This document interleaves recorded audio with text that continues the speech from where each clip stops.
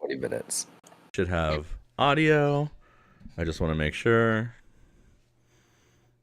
Oh, you know what? I forgot to do the thing. No, there's no whatever. I have to put on my headset. There's no what? There is no this is one and all that stuff. Don't worry about it. Okay. I'm doing this as one because I can hear the stream. All right, well, you keep going. We're going to look at my settings real quick on stream. Okay, now I can mute that. Yeah, I was like, there we go. That should fix that.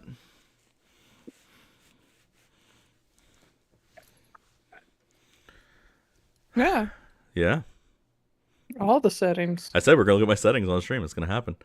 This is... I'm telling you, like I said, the first 5 episodes of this show are going to be me figuring out how YouTube is done, and that's just how it is. Love it. Tuning. Love it. Fine tuning. Yes, fine tuning. Exactly. We learn as we go. We do. All right. That being said, does our sound okay? How's it going? I'm gonna check real quick too. So far, it sounds pretty good. How did I write these notes? Yeah, sounds good. Sweet. Sounds good. Yep, we're good. Yeah.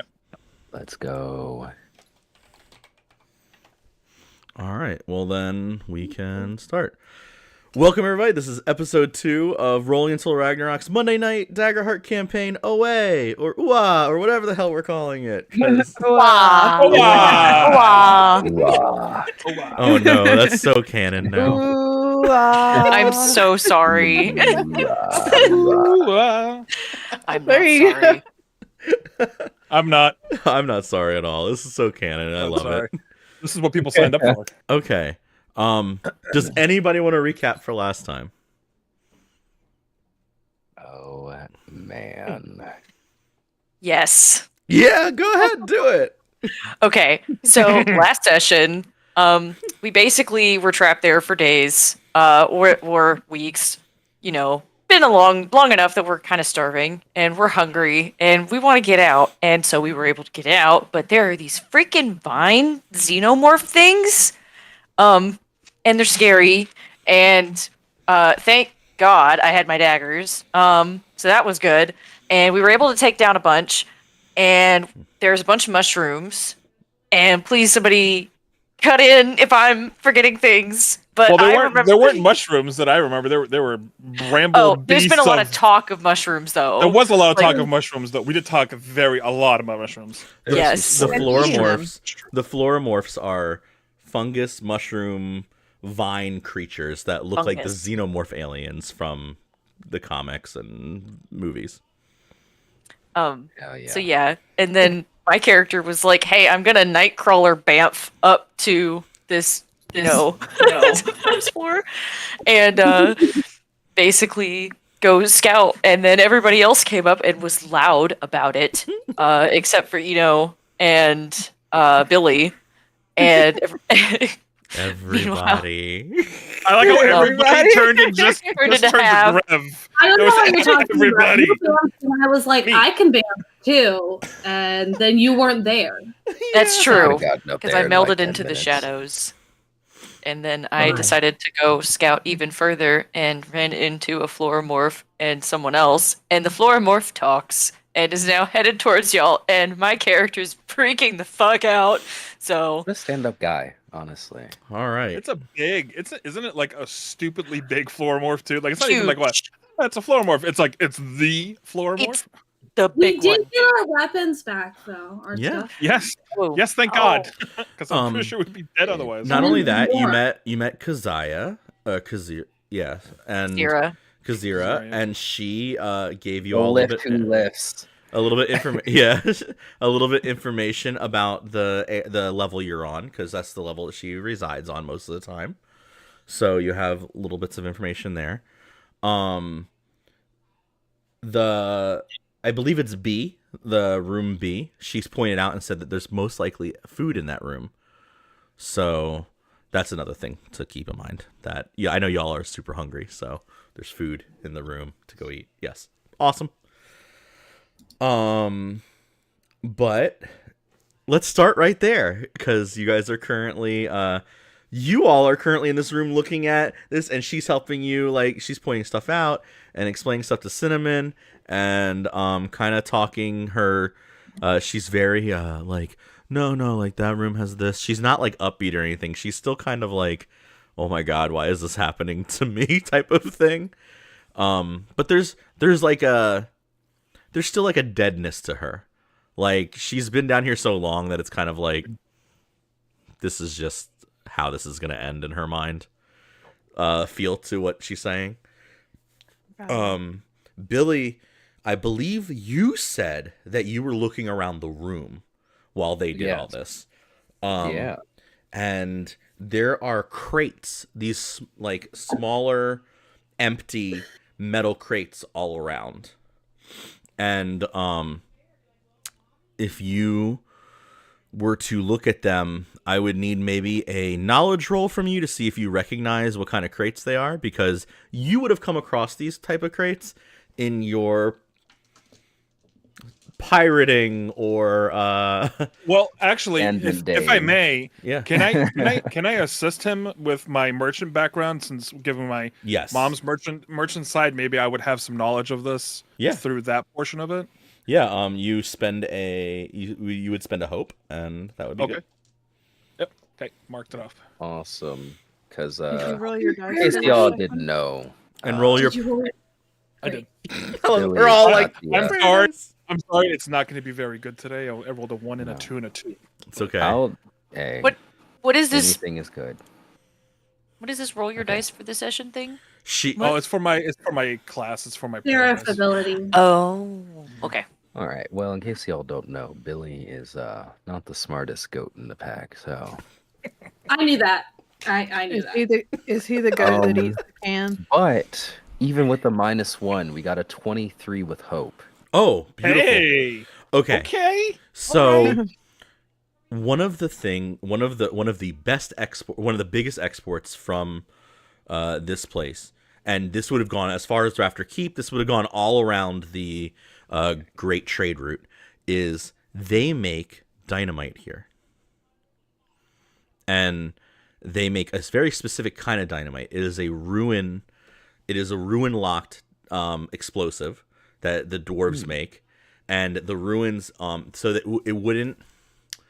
The explosions go in one direction, if you get what I mean. So it's not like let me blow up the dynamite and it explodes. It's more like it's like a bullseye. It's like a demolition. bullseye lantern, but with dynamite essentially. yes, breaching yes. charges. It's a breaching charge, yes. But we don't have breaching charges in this world. This is the closest thing to it, and Sick. you would recognize it because at Rafter Keep, where you used to live, they would have used it to dig out more parts of the whatever to build more housing. You would recognize it because it's used to, like you said, as a breaching charge to make way for ships to like land on the sand. These are like this is very important to the rest of Sal'Terra because this is So they make this here where we currently are. Like they're exporting it from this location. they're exporting it from there. My So gosh. But it's there's Nobody not- light a fire. We're gonna die. So, but there's a bunch of empty boxes in the room you're in, which would lead you to believe that somewhere on this floor there are probably full boxes of these things. I think anybody that's looking at Billy sees his eyes light up, followed by like kind of like his ears perking up. He almost like half like skips, half like runs over to one of these boxes as he just little grim laugh, just oh yeah. Now we're getting to the who took all the fun? So Kind of bends down into the crate. yeah, because this is not a storage room. This is just an area that the boxes are being brought to before they're shipped further inwards. Yeah. So, but that being said, just to talk about where our Kazira is, you are next to a bunch of boxes that are in this Zero? hallway. Tamazera? Tamazira. I meant Tamazira. You Sorry, names. Everybody who knows me and has watched me DM ever will know that me and names are not friends.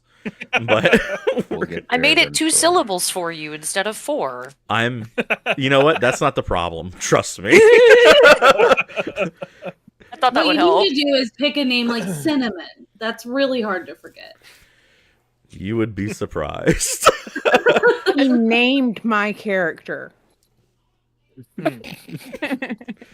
I've named lots of people that I forget. You name a lot of people when you're a DM. What she's saying is I named her character, then forgot her name. But The anyway, role of a DM. Names. The role of the DM. but just because let's just get this going. Tamazira, I need a presence roll from you. Okay. And then I need depending on your presence roll, we'll see what you have to roll after that. And specifically I need the presence roll to see if you freak out at this thing putting its hand, one of its four arms above you as it kind of just gets along the wall. Oh. Well, could I use my experience with inconspicuous for this? I will let you use that on the next roll. This is on the next one. This okay. roll is to see if you freak out or not. That's fair. That's fair. A 19 with fear. So let me tell you, the DC was 18 because we're going against the difficulty of the monster. And so as this thing it drags its hand along, like right above your head, you see the claws kind of peel through the stone. And this claws move through the stone like a hot knife through butter, just to take that easy thing. The stone just like melts as it kind of walks through. It has four other arms. The other two arms are like kind of up on the back of its head as it talks. And the other one is kind of just at its side. This one's just cleaving through the stone as it walks past you. But that being said, because you kept calm, you may have advantage on this hide roll. Yes. And you can use your inconspicuous. So we're looking for an 18 to stay hidden. Okay. You have advantage on the roll, plus if you spend your hope, you can add +2 to that. See. Where is hide on here? Hide would be a instinct roll. Is that what it is? No. It's finesse. It's finesse. Yeah. Okay. It says it right under like finesse. It says control, hide, tinker. Oh, right, you're right. Thank you. I'm still I'm still trying to memorize them all, so we're doing best here. We can here.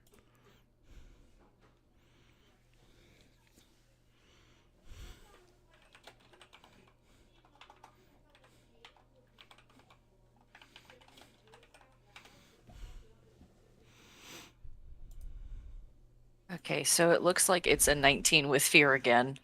Beautiful. Keep giving me fear. I love this. Oh boy. It's like y'all are just perfect because y'all were not rolling fear the last episode. Let me tell you. What are you talking about? I rolled like nothing but fear. I sucked at rolling. I don't think I rolled. I rolled with fear once last session. I was rolling pretty good last session. Yeah.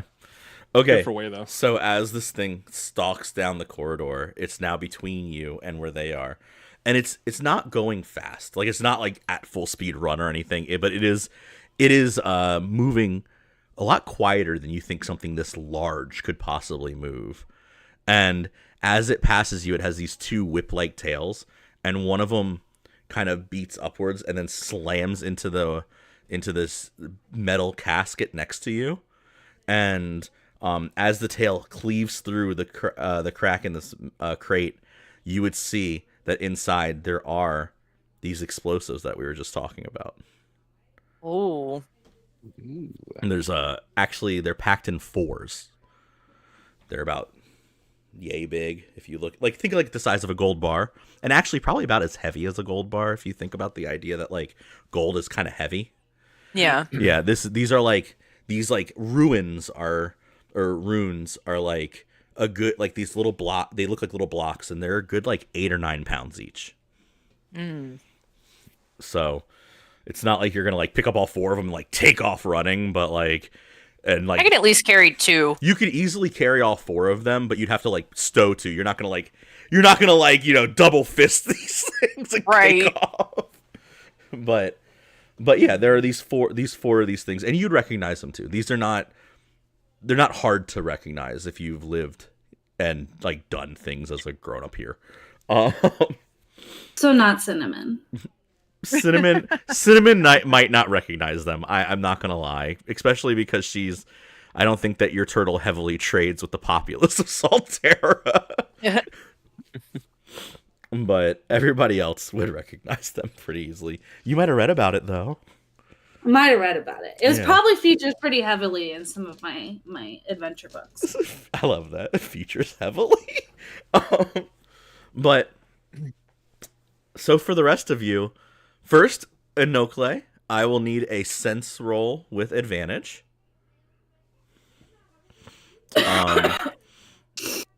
So sense is an instinct roll with advantage. And the rest of you, if you want to see if you want to give me an instinct roll on disadvantage, I can see if any of you recognize catch this thing coming down the hallway. Oh no, I am still trying to copy this entire giant Okay. map down, so I'm not going to. So roll does advantage and disadvantage work the same? You have advantage and And you get disadvantage is you either add a d6 or subtract a d6. Okay, so subtract d6. Yes. I got a critical success with disadvantage. Beautiful. So critical success. Yep. Instinct, you said? Yep. I got a 12 on hope. Okay, so Grev is busy. I got a 28 on hope. Okay. I'm busy looking So- for zero. Like, I don't know where she went. I would say, Billy, you somehow hear the tail slap hit the box. You know something is coming down the hall. So you would look up. You don't know if it's Tamazira or not. You just know that there's something coming down the hallway. And then Inokle, right after he perks up, I would say that you feel it. Because this is a large enough creature that you would feel.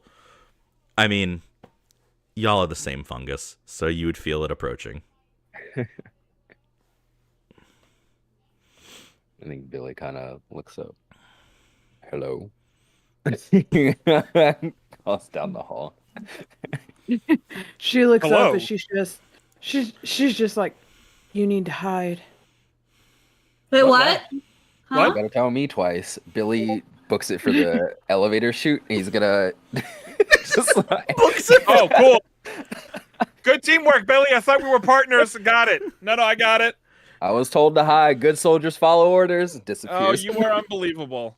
I feel like that's the wrong direction. I am going to run towards the sound.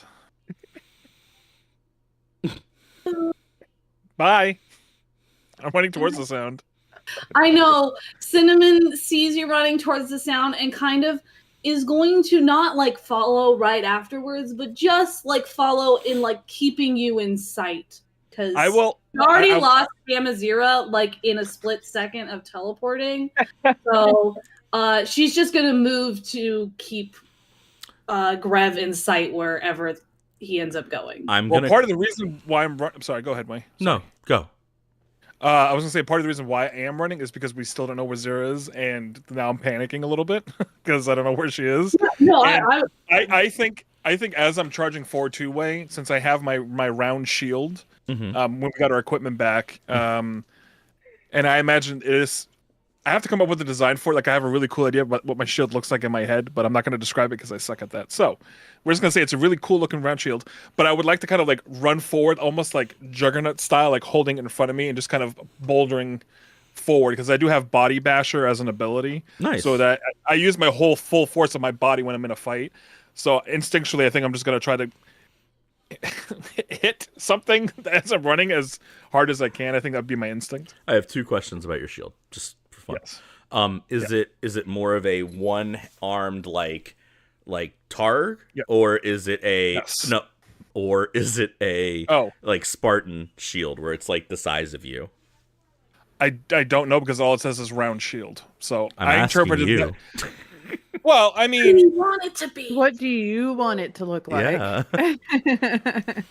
in my mind, like I don't know if I know the exact definition. I mean, it's like in Like, between. my round shield is a book. Hey, I got you. I Like got you. mine's more like a Spartan shield. That's the way I had imagined it. Like Beautiful. for his size, it's a larger That's shield. and that's what I was thinking.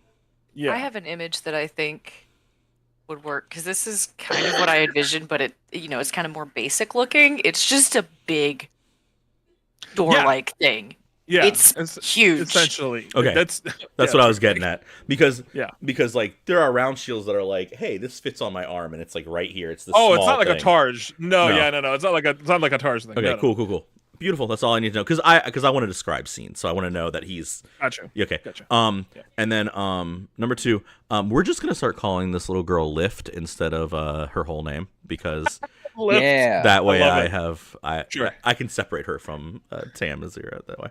Great. So Lift is immediately the second you say hide, Lift like kicks over a box and immediately like sits inside of it and just like sits there. Like she's At like, least nope. somebody follows orders. It's like Aw. so she's backed up in the corner of the room, and there's a big glaive now behind this box where she is, No. and she's just like, yeah, Amazing. this is where I'm staying. This is where I I live also- now. I also want to reach out in the Fun Girl Network to just towards Clear Day. Oh And yeah, just say, I need for you to get here sooner. These people are all orange cats, and none of them have the brain cell. I take offense to that. Ow! I really She's right, but at least I guess I'm well You ran trained. towards the big thing. roll I prep. did not. I'm keeping Grev No, inside I did. because I already lost the person. I totally did. No. Listen, if Inokle is going to be mad at anybody, it's totally on me, and it's totally fine because what I'm trying to do is lead it away from all my friends, not towards But them. towards me. That's fine. No, you ran away. I have no idea where you are. I know. Roll presence So- in Oakley. I don't know. What is my presence? 19 on fear. You hear nothing back. No, of course not. No. Okay. All right. Let's talk about Grev. Grev, my question would be: do you turn the corner, or do you stay in that little nook of the hallway before it hits the corner? Do my wings give off light? No. So I would still not be able to really see in this hallway. There's little like lantern lights. The whole So place. like how the whole place. how is still- luminous? Like I can see the turn coming up. Yes. Do I see Zira standing around the corner? No, because she's before the intersection. Further right? down the hallway. she's way further further I am- down the hallway. So you're in the past the turn. shadows. Okay. I was just making sure I don't run into you before I turn the corner, before I make that call. Grev would still turn the corner, 100%. Okay. Grev, you turn the corner. Grev, how tall are you? I'm 7.5 feet. Okay. I think that's what I said. 7.5 or Yeah. 7.8. I think I said 7.5. The hallway itself is, I would say, about 10 feet in height. Okay. All around. It's an arched hallway, so at the very tip it comes to about like the 12-foot range if you think of like this carved hallway. Mhm. At where this thing is, its arms reaching on top of its head, it could drag it across the ceiling if it wanted to. So as you turn the corner and are like Captain America running, Yeah, yeah, essentially. Yeah. you turn the corner and this thing, its head would be about a head length taller than yours, with its giant hunchback still there, and its arms kind of cradled on top of its head. Two of its arms cradled on top of its head. One kind of lean, like still, like it basically is taking up the whole hallway. Like you're not gonna run past it. It's like what was that game that kids like Sharks and Minnows as a kid used to play? Anyway. Oh yeah. It's that idea where it's like it's in the hallway. You would have to like I have no way. yeah. And as you turn, you just hear it like I knew I heard something. And it says it clear as day in a language that you understand in your head, but you know that it's not speaking your language. Ew. If you get what I mean. So it's like this double sound. No, this is great. Yeah, no, this is great. Grev is gonna stop running towards it, and is gonna say, "I'm so sick of people talking in my head, and you are one ugly mother." And I'm gonna turn around and just gonna try to kind of pull its attention away from wherever it is. I don't know if there's a way I can like just pull it with me. Wait, is this where on the map is this exactly? I'm trying to figure out where I can lead it away from. You see the room that you're in. The A, right? A, yeah. And then there's a little spot to the left that makes an L. Yes. You're in the bottom part of the L right now. You're at that corner. Oh shoot. And Tamazira is all the way up at the top of this hallway behind it. Not that you know that. Not that you know that, but I'm in explaining. D? She's in G? No, she's between where at the top. Okay. Okay. The top of the L. Yeah. Okay, at the top of the L. So anyway, Fucked up. Is Grev confident that everybody who was hiding is hid, like gotten out of the way? No, Grev is not confident about anything because Grev is now currently dealing with me.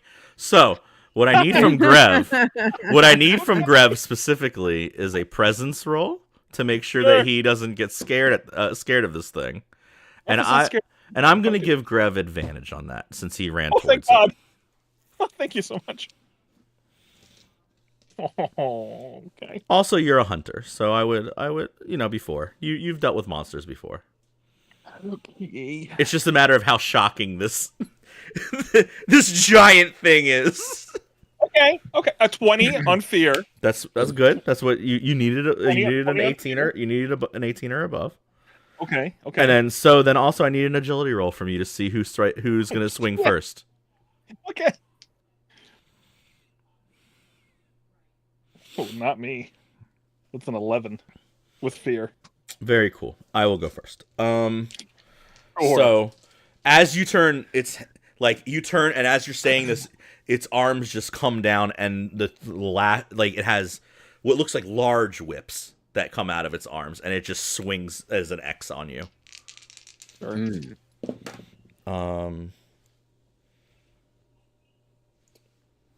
Oh yeah, I forgot I made this to deal with you. Okay, so Excuse me, back that up again. I made this back earlier. it up a little bit. Last sentence. Sentence. It has a +3. Okay, so we're looking at your evasion score. Okay, do I hit you on a 12 or a 13? Yes. Okay, so do I hit you at both?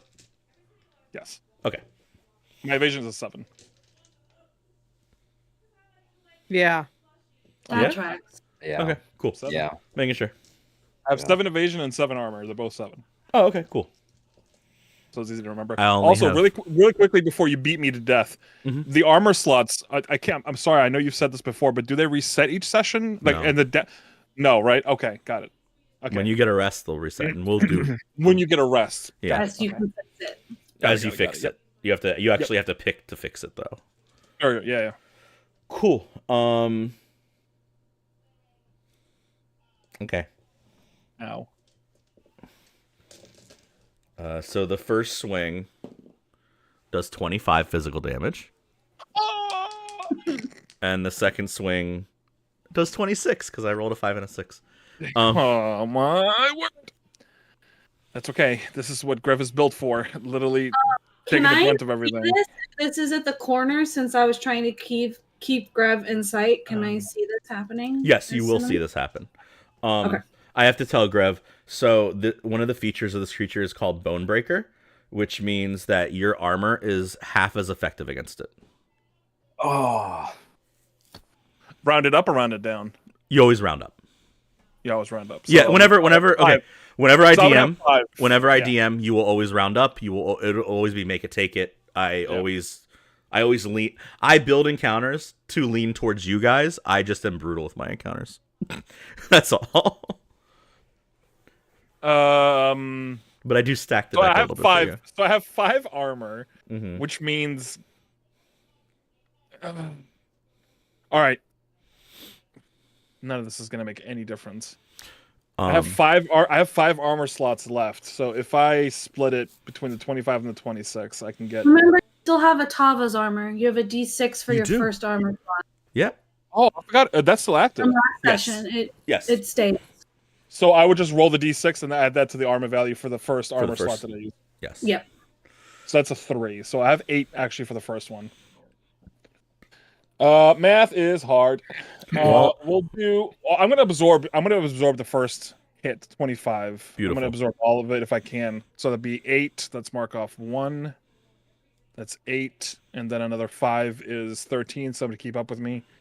Another Well- 5 is 18. Another 5 is 23. 7, 2. You're at And then- 2. No, if I have 5 times 5 is 25 by itself. No, I So- know, but I mean, I wouldn't use all of your armor slots on this. I would use what's your second number? Your Severe threshold. damage threshold. Yeah, your severe damage. 18. 18. So use 2 slots, take the 2 hit points. Yeah, I guess that's what I'm gonna do. It's your best. Yeah. in- Yeah. That's what I'll do. So I'll take, but that's from the first hit. I take 2. Then the second hit is gonna give me a full 3, which means that's 5 total. So that's Or what you it's could gonna be. spend 2 more slots to make it 2. It's your choice. I don't have 2 more slots. I only have 1 slot left. I have No, 7 you armor would slots. I have only 2 use used. 2 armor slots for the first one. I was at 2 out of 7 already. Yeah, so you would have been at 4 out of 2, 7 2. coming to the Oh, second. right. I'm sorry. You're right. Yeah, you're right. You're right. Okay. So 4 HP mark then total. Yes. Yeah. Okay. That's what I marked. Cool. Okay. Have you will- 1 armor slot left. You will also I have 1 armor slot left. you will also see that there are, like, as it swings, you can see it's like the undercarriage of this whole thing right here, and inside of its I guess you'd say carapace. You can see these things start to like move and twist, and like little tails start to move. Like it has other little creatures inside of it. Sure it does. Of course it does. Anyway, if y'all would like to talk through doing some stuff, and Tamazira, if you would like to figure out what you want to do, I'm going and give me like your perspective. You both will be separate little things, so that, and I say that specifically because if your group rolls fear, it becomes me, but Tamazira can still do something and not, like, you know what I mean? Like if Tamazira rolls fear, I'm not gonna just immediately say you guys are done attacking, and we'll work it out into 2 separate encounter kind of things until y'all are together again. How far I away mean- is this from me? I said that the hallway was about 150 feet as far as like length, so about 150 feet, like if you give it the full length. Damn. But it depends on how close you stayed with it as it kind of stalked down the hall. I would like to Yeah.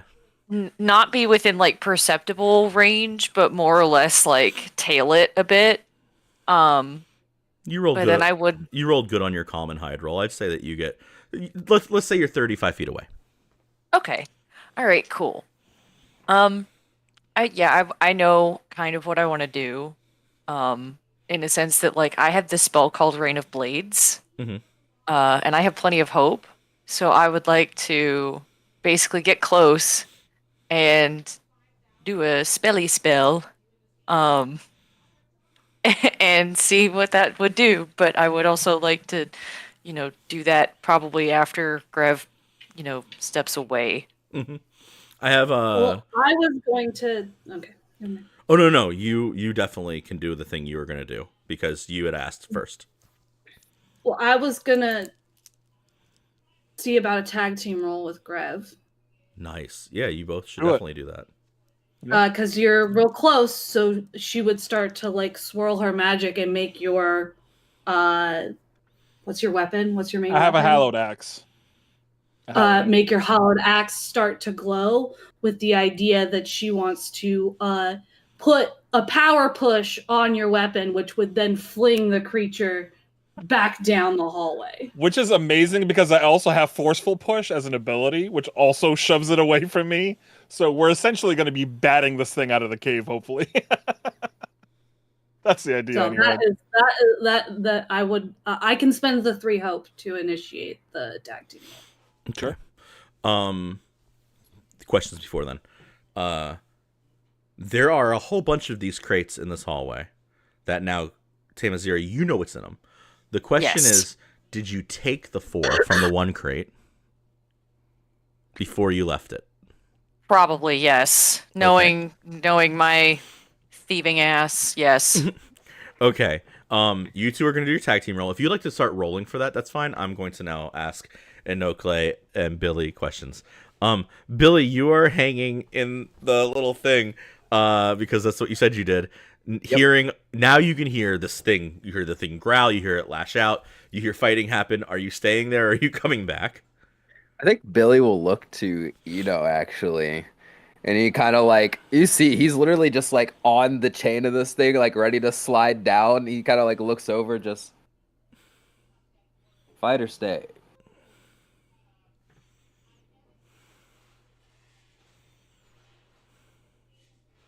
It didn't have to be either. For information, this is a larger one than you would have seen in the past. This is a larger creature than you would have fought with when you killed your sister. But yeah, no, this is a larger one than from Chesapeake. So this is probably the biggest one of these fluoromorphs you've ever seen. I've also not seen it yet. So really? In Oakley's mind, I'm still back in the room. I didn't follow them. Oh. Yep. Okay. Yeah. I was like, if you could see down the hallway, you would have seen it because it would have turned to lash at him. So yeah, you would have. I didn't follow them. Okay. Well, then never mind. But as far as Eno knows, she could have maybe talked it into going a different direction.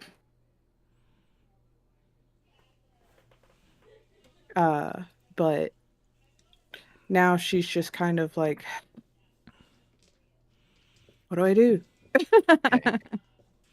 Then Well, you stay here. Make sure the girl stays safe. I don't know if these things are climbing up. It looks like we're tussling a little bit, so you just see that he kind of shrugs. He's gonna use his little like fawn trait, the leap, where he can just claw across gaps without making an agility roll. Yeah. Just leap back, run past Ito, stop for a second, feel like his body, because like he forgot, like he's been like hours without his weapons, and kind of like brandishes like the crossbow for a moment, like twirls the dagger in the other hand, and goes, "Oh, Lord help me," and it sprints off at the Awesome. Okay, so back to Grave and Cinnamon. What did y'all roll? I got a 23 with fear. I have a And I spent a stress to double an experience to add to the roll. Cool. Grave? I rolled a 19 with hope, but I would also like to spend a prayer dice to add to the result, because I'm able to do that with my Seraph class feature. It says I can use the spent dice value to reduce any incoming damage or add to any result after the roll. So normally I would be like, yeah, go do that and all that stuff, and that sounds great, and you did it properly. But I will say that you learned just about 10 minutes ago that the difficulty of the creature is 18, so you know you hit. So you don't need to spend the prayer dice. And the only reason I'm telling you that is because you don't know that difficulty means that's how hard it is to hit. I don't know that. I know that, so I'm explaining. Anyway, okay, I got. I'm you. explaining, And and that's Well, I'll save it then. yeah. Okay, Save I'll it. save it then. That's fine. You Okay. can take the hope. So there's a couple of things that have to happen here. And one thing I want to describe for flavor, but one thing I do need to add, because my forceful push ability, when I roll on hope and make it a successful attack, I can also spend a hope to make it vulnerable, which I'm going to do. And my idea behind making it vulnerable is basically ramming my hallowed axe right into the chest, wherever those crawly things were, the undercarriage, as it were. I'm going to shove that shit so far in there and just rip it down as hard as I can to do as much damage as I can. So I'm going to spend a hope for that, which means I get to add a 1d6 to the damage I roll and push it out of melee range. And my thing pushes it to far range, so it gets flung the entire way down the hallway. Okay. Because power push flings it into. So I guess mine doesn't really do much because mine says out of melee range. When she's doing that, it's already well out of my melee range. And you get extra. You damage. make it vulnerable, and you get extra damage. Yes. And you both add the damage together, which is very important. But what I need to know is what flavor of damage you're doing. Fire. No, Magic. no, not fire, because we learned last time that fire doesn't hurt it. It's So it'd cold. have to be cold. You're. I remembered. I know, but I am saying because I am infusing my magic into your weapon. Okay, so this is a magical attack. Yeah. This is yes, I Okay. am. I Beautiful. pictured it as a magical attack as well. I am Beautiful. making like a glowing like frost appear on their hollowed axe 2d10? before Awesome. it goes to strike, and then like a flash of like ice as it slams it back down the hallway. Awesome. Hey, Tamazir, give me an agility roll. Yeah, right over your head, hopefully. Oh crap! Well, we don't know she's there. Yeah, we don't know. We don't know. don't know. That's why I was operating under I don't know where she is. So. No, Oh, no. it's exactly how it should be. Oh no.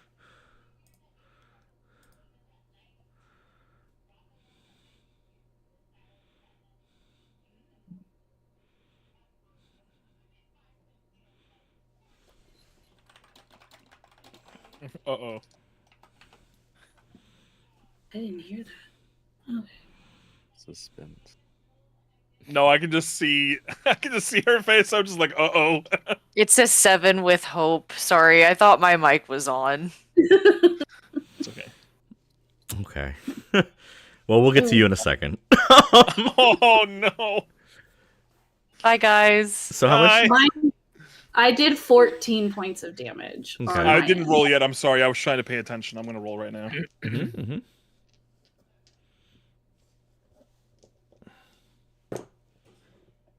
Oh, Tamazir is so lucky. I rolled super low for the damage she's going to take. Woo! Oh. 28. Okay, so 28 So plus 42. 14. 42. 42.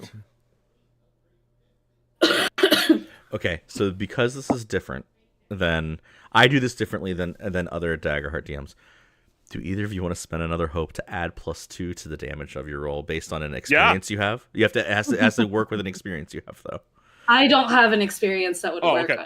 For Greb me. hits stuff all the time very well. That's my experience. No, what? Hitting stuff. That's written in the experience box. I bet it is. That's what's sad. What experience? Greb is very used to hitting things multiple times. Based So, on one of your experiences and what they're called. It's unarmed. My experience is unarmed experience. I'm sorry, it's not armed experience. So I have unarmed No. experience and barter. So as in my the experience. Oh, wait. In the experience list, what are they called? What are Unarmed experience and barter are my 2 experiences that I have. You said You should have unarmed? 3. You should have 3 Unarmed experiences. experience. I have 2. Both of them say unarmed experience for whatever. Oh, reason. Unnamed? you haven't named them. Unnamed. Name them? You didn't give yourself names for the unnamed experience? Unnamed I- experience. oh my gosh, I'm having a total senior moment right now.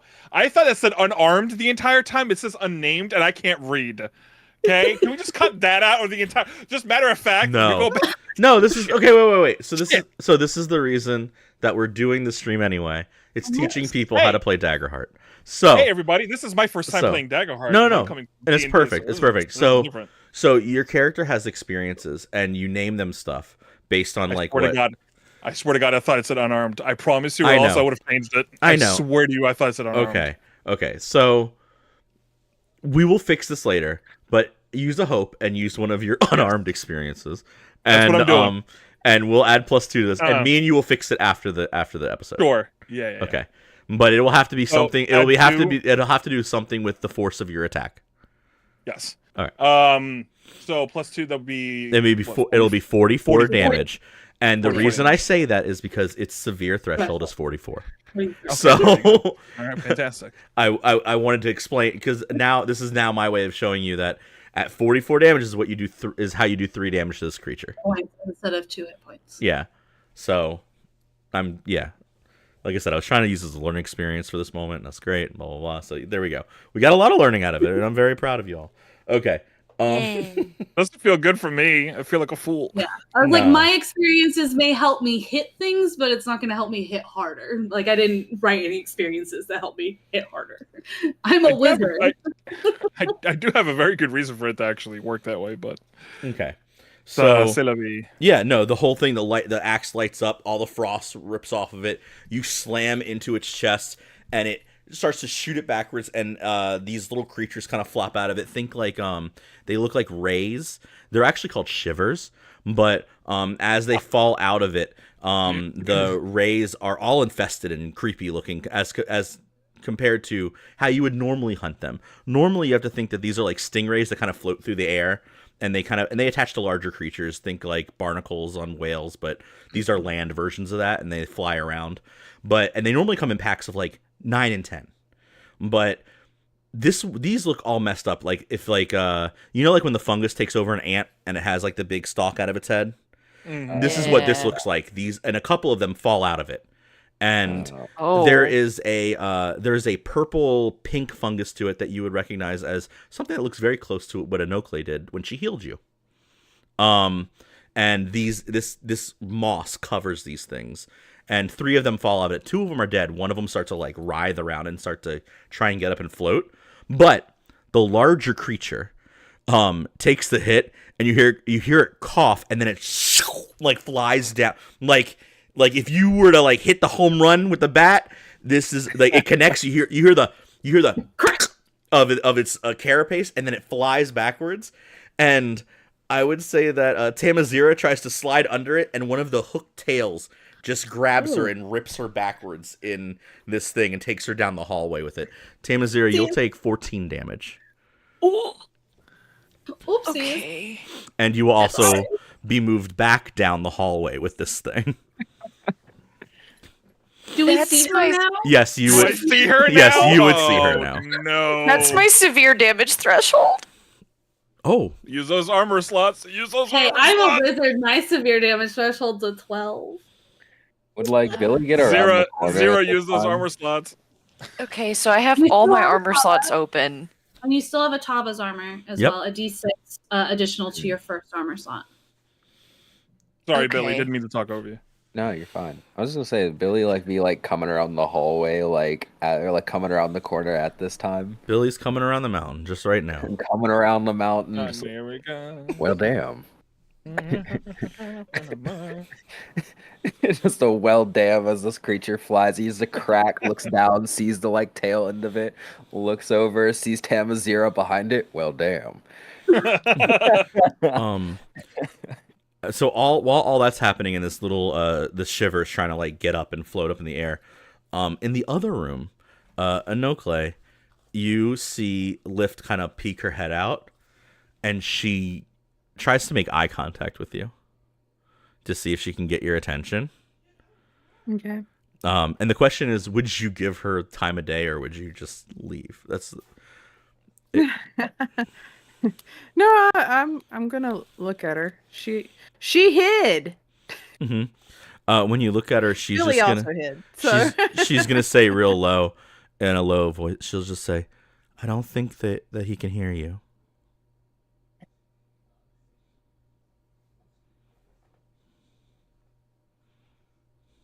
just this moment of, excuse me. And then she's gonna like take the glaive and say, "We're not hiding anymore." I guess not. And she'll pick the glaive up and start dragging it as she walks towards the hallway. And it's gonna make So this long badass. like as she drags it. She's so cool. I want her to be my friend too. That's my other goal. Ina is just watching her very suspiciously. And then she'll get to like like almost like she's about to walk in, and she'll turn. You can hide in my box if you want.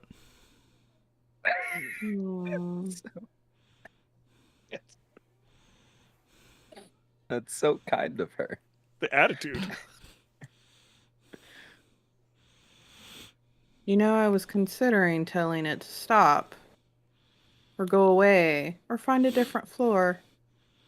It didn't stop when the other one didn't stop, and then Lord, our boss had to turn it into that mound.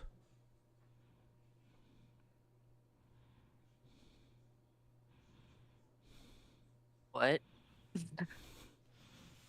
Yeah. You can hear that, Tamazira. You've been dragged down the hallway. Yep.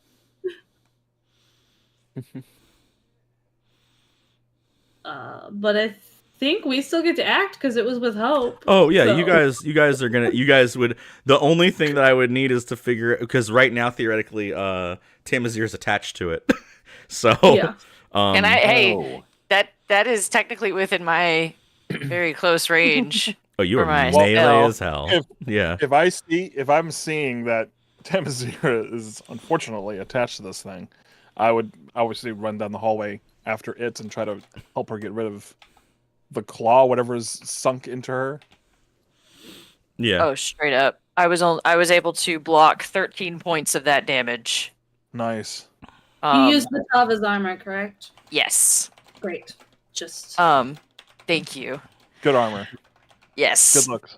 Good looks. While Grev just like makes his way down the hall, I think Billy, like kind of like used to these kind of like frantic combat scenarios, is gonna see like the thing that's like flopping or floundering to get alive, and like very quickly just like draw shoot like with the crossbow just straight at it.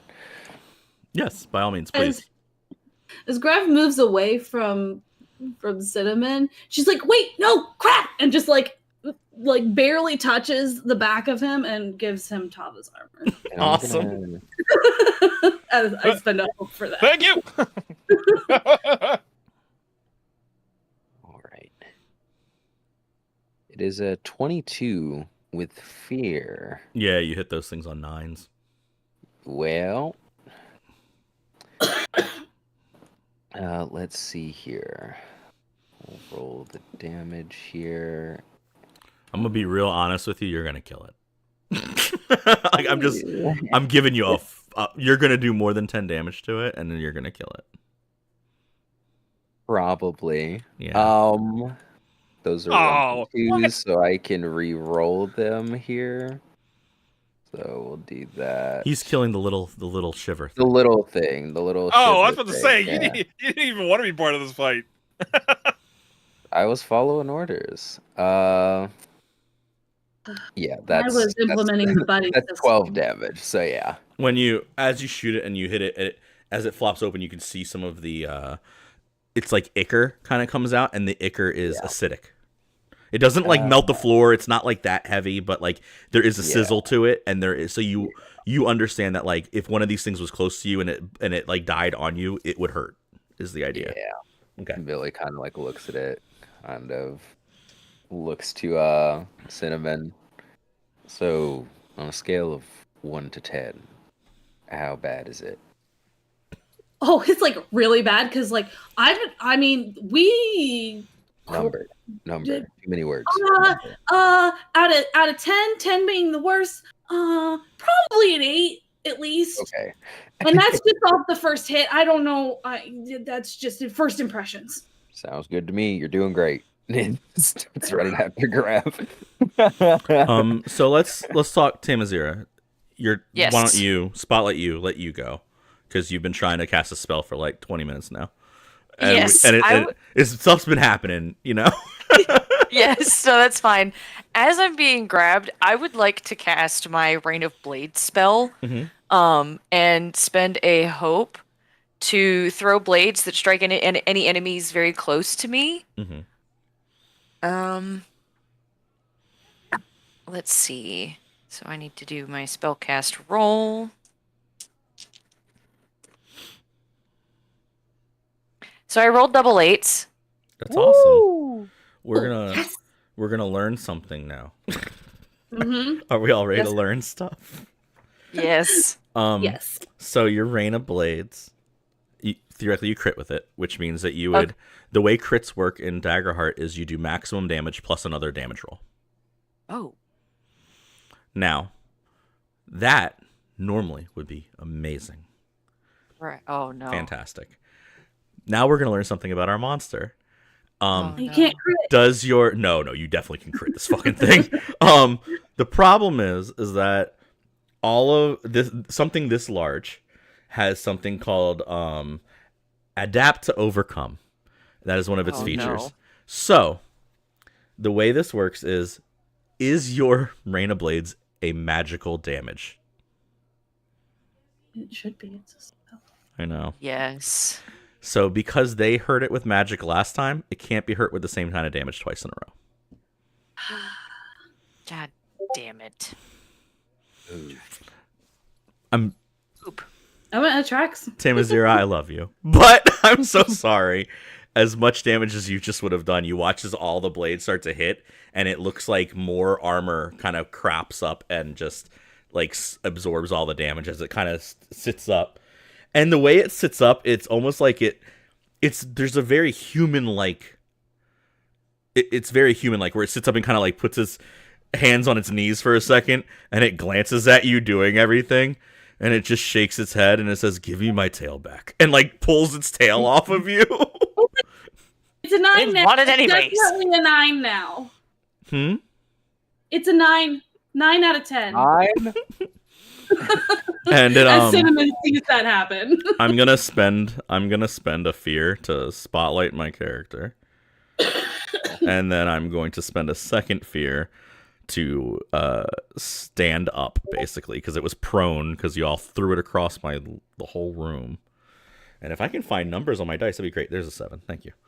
All right, and it's gonna like look down at Tamazira because now it's like this giant thing hulking like over top of you, and it's just gonna look down at you, and for a second it's gonna like take in like it's almost like it's like inspecting you, and it just kind of looks up at Grev charging down the hall, and it's gonna say, "I'll need a minute before I get back to you." And it's gonna look at Grev and start running towards him like a bull. Its tails are gonna like whip back behind it. And just for flavor way, I'm gonna take my hallowed axe. I'm gonna bash it on my shield like bring it like I'm ready for it. I'm gonna. Well, what I was gonna say is let's strength check each other. Do it. So I'll also, by the way, I did add some experiences that are not unarmed anymore, so everybody's clear. Sure, I made sure to make that correction. I added incredible strength as an experience because I'm very large, and I broke away. And my other one is the hunter experience that we had discussed. Beautiful hunter. So those are 2 experiences. Can I use my incredible strength for the strength check? As long as you have a hope to spend. I have 2 hope. Very good. Currently. And so you're gonna have to roll against my characters.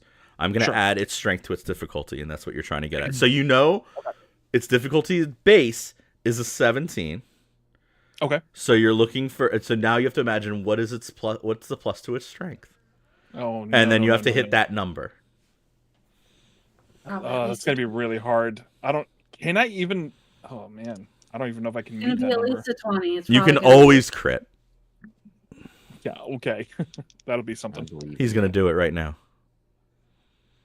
No, I swear to you. I swear to you. I'm not even. Look. I swear to you. I rolled 2 5s. I shit you not. I rolled 2. Let's go. And right here, it's blurry. I promise to you. I rolled. I believe double you, man. 5s. It's what I Double told. 5s. It's the story I want to tell. Okay, so Holy crap! I was like, all the dice. Talk about shot calling, huh? Dang. The dice work with All me. right. So these rigged. two kinda. It's too large. These 2 large entities collide. You're banging the axe against your shield, and it hits you, and it grabs the shield, and it tries to rip it out of your hand to like throw it behind it to strike at you, and you just hold it. So now I want to say that Grev and this large creature, all 4 of its arms are like on the shield. It's trying to like get to you. It's trying to lash out at you, and you're holding it back. So now it's in the middle of the hallway, and both entities are kind of stuck. So now you guys have a moment that if you want to do something, this would be that moment to do it. But I want to start with Anokle because theoretically, depending on where Anokle went, this is the time that she'd like come around the corner. If she was walking around the corner with Lift, or if she was like, I just want to know where you are, Anokle, because I'm trying to keep the timeline together. If you get what I mean. Right. I think she would have went because as long as they're lucky, because her last group was kind of lucky, She might could still talk the thing into going a different direction.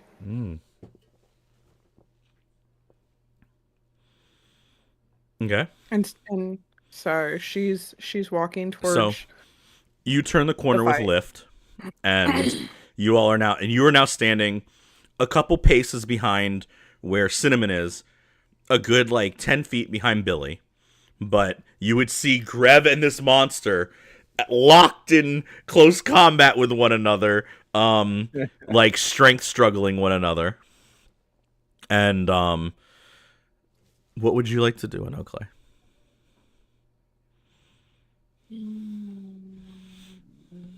I would like to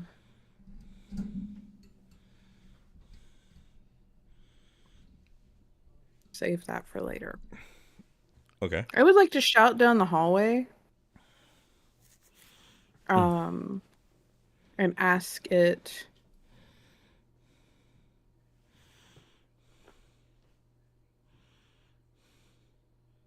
in the name of House Radisson, can you please stop attacking my guard?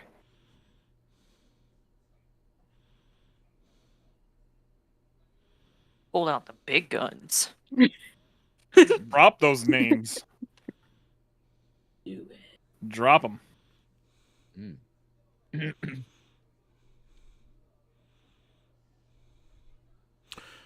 I have to think about something real quick. Hold on. Give me a finesse roll with disadvantage. Finesse. Yep. For control. Okay. If Can you I spend hope on this? I would like to spend hope on this. if you have a way to spend hope on it, you can go ahead and flavor it.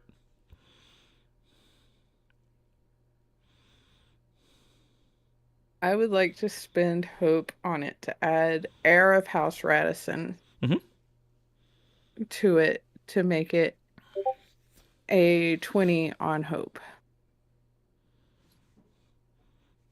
20 on hope. Okay. It kind of like bashes its head against the shield as well, like trying to like it basically all during the struggle with Grev, it like slams its head against the shield because as it hears your voice, and it just yells into this struggle while they're both going. And again, you all hear this like weird. It's almost like the cicadas in the forest sound, but you can also hear it in your head what it actually is saying, because it's not being secretive about it. And it would just say, I'm sorry, little princess, but this is not. I am not under your control. I have one mission here, and that's to consume and consolidate. Oh. The voices are back. So while this is happening, Cinnamon's not attacking, but Cinnamon would like to use Arcane Door to teleport to get next to Tamazira to put Tava's armor back on her. Okay. I will also say the next attack roll against this that doesn't come from Grev, because Grev is in the middle. They're both collided. By the way, I've been waiting to say this. I am trying to push it not back towards Themyscira. I'm trying to push it basically into a wall. Yeah. Like just create enough space for the people behind me to be able to run past it without. I know it's probably not going to happen because of the large size of it, but that's the attempt. I don't want to just stand there in the middle. I'm trying to just kind of like almost like maneuver it a little bit. That sounds perfect. I'm I gonna just do want to point out that Arcane Door does require a spellcast roll from me to see if it works. I didn't know that, but yes, go ahead. And I got a 16 with hope. Very cool. I didn't know that. That's so awesome. I'm going to spend the hope to teleport over there and spend the hope to put Tava's armor back on. Okay. Zero. Because of what Anokle did, the next roll against this creature that doesn't come from Grev will have advantage, because it is now distracted. I have a question. Does Billy see the explosives? Well, I have moving them. down this hallway. They are between. There are other crates of explosives between, but they're closed crates.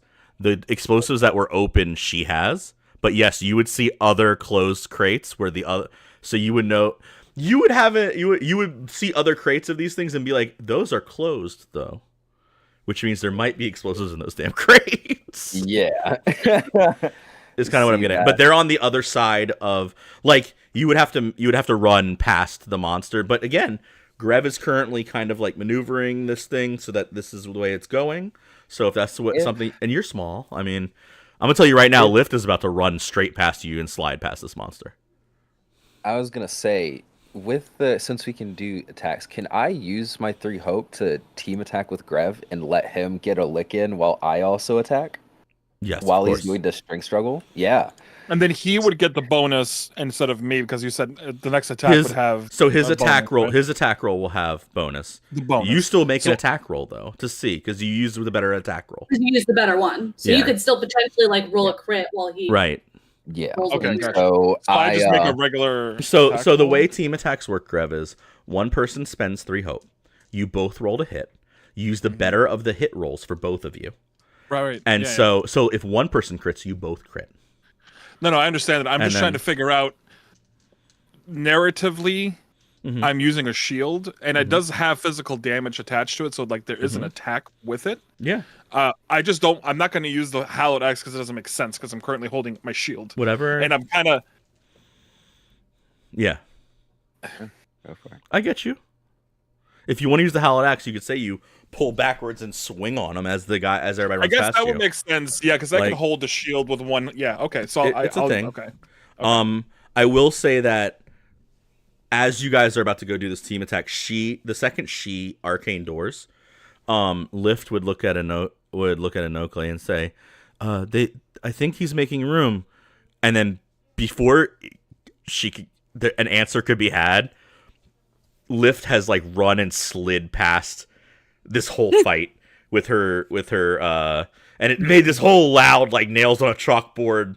And then as she like slides like past you guys, all you can kind of hear is, "This is why I normally have a mace. It doesn't make this loud sound." And she's like talking to herself, like mumbling the whole time, like Daria style, like talk. Like, no, even better. Clarissa Explains It All style, talking to herself like she has a little character. Mine's not great. I have 13 on hope. I have a 18 on fear, which I believe just makes it.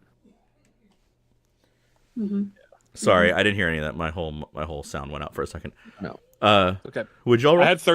I had a 13 on hope. You don't want to use that one. I have an 18 on fear. Oh, well, we'll use that one so you can actually hit. Yeah, I can actually hit. Do I still roll damage for mine or no? Because we're using his head. Okay. Yeah, I'm going to spend one of my Call of the Slayer dice. And then I'm going to mark 2 stress. One of them is for my kick, which adds 2d6 to this attack and knocks them either knocks them or myself out of melee range. And then another one is for battle strategist, where after a successful attack roll, I can describe how you outmaneuver your target and then mark a stress to deal them a stress. But the way I'm going to do that is Billy's going to kind of, as he's sprinting up, he's going to slide by and hit Grev with the on your left up high. And he's going to kind of like get into this little like sachet, like kind of, you see that he starts to stagger his steps a little bit and then kind of like kicks off the wall and then kicks off of Grev's shoulder, will flip over it and then kick its tail into its own leg and hook his own leg with the tail. To kind of move around it here and kind of use the kick to get around it while also like tripping it up a bit on his way by. But I will roll the damage here. Wait, my Hallowed Axe is magical. You don't want to do that. Don't want to do that. Grev doesn't know this. Grev would have no knowledge of this. Grev would have knowledge because you just saw it not work 5 seconds earlier. Yeah, but I can't make it not magical. It's my magical damage is magical. You could use But your you can shield. use- You could use an unarmed attack. I was just trying to be fair. And hey, listen, too soon. Wait, too soon. All right, man. Just. I'm being if I'm being real, Grev, you would have noticed I'm that you would trying to have. be. You're being fair to us though, Way, and I it says magical. I can't help that. I said I was going to use the axe. I don't want to be unfair to you because I definitely said I'm using the axe. So All right, cool. Well, then your part of the damage doesn't exist. It doesn't exist. Well, But Yeah. hold on. The adapt and overcome said is it can't be hurt by the same exact damage. Right. Correct? Consecutively, right? It can't be hurt consecutively. So So before it you already can do failed with her blades. It failed. So would it not now be vulnerable again to the magic? Or is it No, just because like mine was a spell. because then it could never ever be hurt by the same magic ever again? it's Basically, when it gets hit with magic damage, you have to hit it with physical damage to do damage to it next time. Like anytime, and then after you hit it with physical damage, you have to hit it with magic. I stagger see. your you have to go back and damage. forth. Yes. You have to go switch off between magical and physical. Okay, I got you. Yeah, I cycle. got you. That's why I didn't do any damage because I saw it, so I just did a thing to help. How much damage did you do, My Billy? 25 damage from Billy. That's still 2. And yeah, I think that's all from Billy. So Market of Stress, 25 damage, and use the kick to Damn. leap off of it and kick out of melee range. Theoretically that was on fear, so I would get to spotlight Yeah. my guy. Yep. But I want to be fair to Anokle because you are kind of theoretically Anokle and Tamazira, you're kind of outside of this little exact fight. Like you're part of it, but like Yeah. you're outside of like there's no initiative order. So I'm trying to be real. Yeah. Timeline wise, would either of you Tamazira? I'd give you time to get up at this point. If I'm assuming you've stood up. I'm sitting. Yeah. Okay. But you watch as Lift kind of like slides past, and right as they're about to go do their thing, would either of you do anything else? Like, I know Anokle, you were talking. Is there anything else you'd like to do? I'm going to hold what I'm going to do because the last time I did it, it didn't work out the way I planned it to. So, Oh God, I don't even know what that could be. Okay. All right, and then Tamazira, is there anything specific other than maybe like if you're going to attack, I'd allow you to attack at the same time that this thing attacks because it's just going to swing on Grev. But Okay. Was physical damage done to it last? yes. Yeah. Okay. Cool. I have a quick thing, Way, just FYI. Mhm. Although I did no damage to it with Mhm. my attack, my forceful push ability still says if I hit with an success. On a success, I deal damage and I push the target out of melee range. So even though I didn't technically do damage to it, does the pushing out of range still thing happen or no? I'd say that one, I think it says you have to do damage for it, but I'm not sure. But On a two, success, it says on a success you deal damage, push the target out of melee range, and you Oh. may spend a hope to make. well it then vulnerable. yes, you would push it around. But I would say that right now, I believe you're trying to push it into the wall so people get past it. Yeah, So I would yeah. say successfully you've done that. Okay, that's fine then. It's just I don't feel like completely useless with that attack. I just want to at least move it somewhat out of the way for a little bit, even if it's only for a brief. That's cool. I'm gonna swing on you 4 times now. Why? Why? Why? No. How about no? Big beefy target that charged it and smacked it real hard. Yep, sure did. Ugh. Hey, ask me about my backstory when you get a chance. They didn't Hey, notice that I was hey. the one that made it all frosty. Hey, ask me about my backstory when you get a chance to see why I charged this thing. I hit you once. You said 7 was your evasion. Yeah, I have a +3 to hit. I hit you once. I rolled d20s. Oh, Sid. you're old bad. I rolled d20s, Sid. I want you to understand. Fucker. Yeah, I rolled bad. Anyway, you take 23 damage. Sure. And you still have you have Atava's armor again, if you want to use it with your last armor slot. Don't think it'll make a difference, but My plan was to teach y'all what happens when somebody goes down, but that's cool. Oh, I'm gonna go down. I'm just letting you know. I'm probably still gonna go down because I only have one armor slot left, and that's only 8 damage that I can subtract from it. And it's how much? 23. 23 minus 8. Anybody? 15. 15, which is still major damage. So it's 2 HP. So I have More than 2 left. You One have left. one. You have 1 left, have- I believe. 1 left. Yeah. I'm keeping track of it pretty well in my head. All right. Got 1 left. Tava's armor be coming in clutch for some of you. For flavor, if you'd like me to go down way, by all means. No, I'm not doing flavor stuff. By all means. Hey, I can hope to keep you up. Yeah. I don't know what you're talking about. Tamazira? Tava's armor is not free. It costs a hope for every person I put it on. I give you hope every time I end the session. I don't know what you're complaining about. I know. I'm just saying that I spend that hope to help others. You're true. Yeah. You're right. You're right. Um, right. So yeah, I'd like to try my spell again. Yeah. Can I would like to spend a hope to help. Yeah. Oh, Uh, okay. As she like tosses out her blades, I just want to send like a wave of wind to like push them faster Ooh. toward. Hell uh, yes. there. Because this is basically like the moon, but with daggers. So, No moon. The moon. Conchu needs to text first. No showing up unannounced. No Shout knocking out on my Todd, door. too. So you can add a d6 to your roll. a d6. Okay, cool. Instead of the moon, it's just the daggers haunt you. Just a giant circle. Okay, so that is ooh.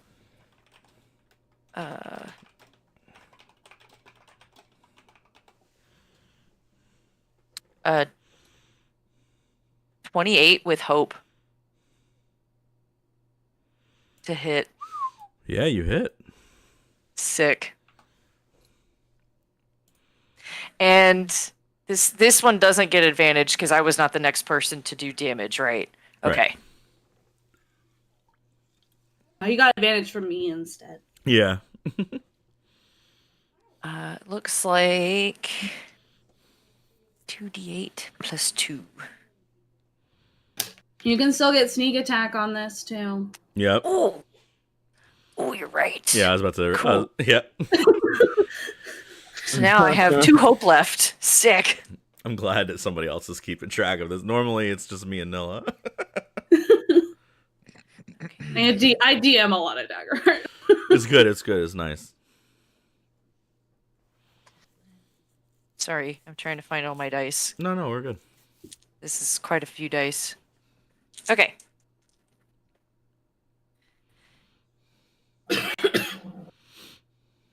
$21 damage.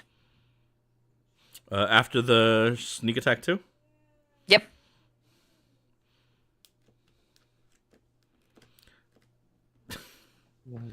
What experiences do you have? I have Assassin, Inconspicuous, and Quick Hands. Don't you want to add assassin to that? I do, so that would be Yeah. a 23. Is she 2 hit points off? She's 1 hit Is she point 2 off. hit? One. Oh. Just- It's Yeah. it's I was like, 20. I knew it's got to be low 20s because you said 43 was its major. So Yeah, it's 22 in and my 4. brain, I'm like, Yeah, it's 22 and 43. That's funny. Yeah. That's so funny. All right. Well, if not, I was also gonna spend one of my prayer dice to actually aid her, but There you go. I'll have to. So yeah, you hit like all these blades come flying, and it they sink this time. You see them like sink in, and as it sinks in, you can see all the ichor, but it hits a bunch of the things on the side, and they start to pop. Grev, give me an agility roll. Because Grev, you're the only one in melee of it, right? No. yes. No. It would also be me. Grev isn't within melee of it because Grev used his Grev thing to pushed push it it out away. of melee. He slammed Yeah. it up against the wall. You You're only have within to get melee it of it. Too. Mine has to be very close, so So I then have to be. I I would need- assume in melee range. I need an The agility roll melee from and you. melee very close are different. Melee because Yeah, very they're close not is like the same. 10 feet away. Yeah. Melee Mhm. right up next to it. Yeah. In terms of Daggerheart. So, Yes. so I don't need to roll. You don't need to roll, Grev. You did a thing that pushed it out. Your push made it so you don't have to take damage from this. But it's me that needs to do the agility. It's up to you. It's if you were within melee range, and if you were in melee, but theoretically you don't have to be very close. You don't have to be melee range. Oh, okay. Well then, no. Okay. Well then, we're gonna roll some other stuff. Actually, who could I have roll for this? Let's see. Who wants to roll me an even or odd? I'll do it. Okay. I'll do it. I'll do it. Cinnamon, give me an even or odd, and you want it to be even. I got even. Okay, great. Got a 6. Okay, great. Cool. So the ichor that I described earlier, it sizzles, begins to splash everywhere, and it starts to hit some of the boxes. And you watch as some of the boxes begin to decay down. No. Oh, And- no. And this thing, this very large creature, who has now taken a good amount of damage, turns angrily, but not towards you all, towards the Nokle. Because she's the one who distracted it earlier. And it kind of looks down, and it says something before everything else happens. It looks down, and I am going to say that it says it very abruptly, but it would be a little bit fuzzy for everybody else. But in Oakley, you'll kind of get it kind of clear as it looks down at you and says, "My master's dead, so I don't have to listen to House Radisson anymore." Mm. And as it says that, 3 of the boxes explode. So now I will need a agility roll from Grev, Tamazira, and Billy. Oh shit. Yep. I'm gonna use my Know the Tide on this and expend both 2 tokens to give me a +2 on this. Very cool. Sorry, I'm already thinking of my next character. What was that again to have to roll for? An agility roll. What I want from Anokle is the agility roll for the monster, since it is focused on you. So give me a d20, Anokle. Oh. Question. Yeah. Oh. Can I see these boxes getting melted and just Nightcrawler Bamf out of there, but spend my stress to do so? 100%. Hell yes. I'm hidden, but I'm also stressed. Can I mark a stress to not die? Nope. Y'all better Yeah. hope the plus to this is very low. Uh-oh. Its agility is actually a 0. Mine too. Fantastic. It rolled a 6. Oh, thank God. Yeah, it's a big, strong monster, not a very agile one. If I described it, it barely fit in the hallway. If you gotta get what I mean, what's how agile could it be? Is kind of the question. I rolled a 9 on hope. Cool. All right. Yeah. Okay. Yeah, you're gonna die. Yeah. Well, not die. You're gonna have to make Yeah, he's gonna, Yeah. not die. You're gonna have to make a death choice. he's gonna make that choice, but we'll talk about that in a minute. Oh boy. So what happens is this hallway, the middle of the hallway, as these boxes explode, they're all pointed downwards. So the bottom of this hallway rips open, and you can see below where you guys came from. This hallway is above the big arena that you were just over. And this thing begins to turn to claw its way towards Anokle, and then too much explosion happens, and it just falls with the ceiling, and rubble falls down. It lands near the mound. It's very far down though. If you remember, this is a couple floor levels up. So this thing just is gone. Grev, you are thrown backwards towards where they are because of the explosion. I was going to say normally you take 10 damage from the throw, and then another couple damage from the impact. I believe that's going to do more HP than you have. So, Correct. So Grev, when people die in this game, the way it works is you get a choice. you either take a permanent scar and are alive as long as somebody can get over to you and basically like say, hey, you should stay up. Or we discuss how much health you have left afterwards. It's kind of like you take a permanent scar. The permanent scar, though, is you remove a hope slot forever from your sheet. You could choose to go down with a blaze of glory, which in this moment I don't know why you would choose that, but if you wanted to flavor yourself having to make a new character, I could let you.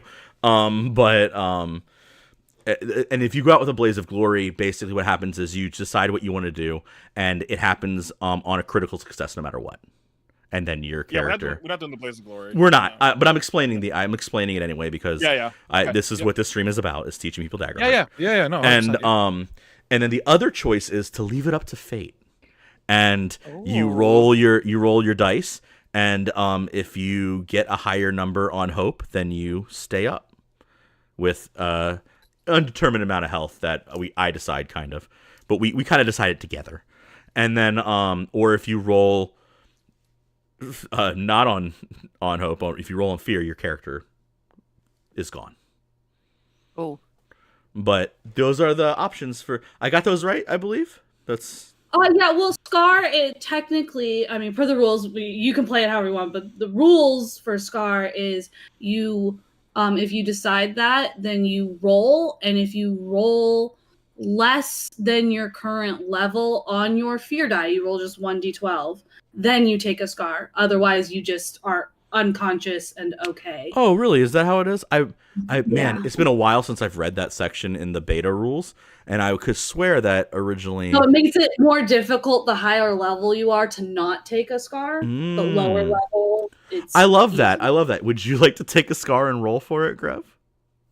I'm sorry. I'm gonna be honest with you. I was totally tuned out. I'm like mid panic. Sorry. So the way this would D12, work is. I heard D12. That's all I heard. So the way this would work is your character would stay alive, and you'd roll to see if you take a permanent scar from this encounter. And you roll a d12 against your level, which is 2. Is 2 currently. Right. So you have to roll higher than a 2 on a d12. Mm-hmm. And if you roll higher than a 2, you don't take a scar. If you roll a 1 or a 2, you're going to take a scar. Okay. I was honestly, I'm so glad I don't have to, but I was honestly going to leave it up to fate. I was going to go straight. The dice rule That's all. Silly. Here they are. In this case, the scar is the fun choice. I rolled a 5. Then you are knocked out, unconscious till they get you up, but you don't take a permanent scar, so which means you still have your hope slot. Yay! Can I still That have is a scar yay. though? I still feel you like can flavor yourself with a scar all you want. I'm just saying. I wanted. Excuse me. I have a way to flavor this, but I want it to be appropriate when you say I can describe it. No, I would say that whenever they rush over to you, by all means. But Grev, you get thrown back against the wall, kind of next to where Lift and and Cinnamon are. No, I'm not. Oh, yeah. Yeah, because you jumped. So, because Eno is on the other side of a little chasm now. From you guys, so she would have to get across this little chasm. But yeah, if y'all would like to start, by all means. If y'all want to talk, actually, you know what? Right now is a great time for a break. If you want to take our 15-minute break, 20-minute break. Sure. Good to me. Sound good for everybody? And then we can come back and go through all that stuff. Anyway, we'll all be back very soon, everyone. And yeah, see you all in, we'll say, how about 8:45, 8:50. Okay. Let's do it. Yeah, Great. See y'all at 8:50.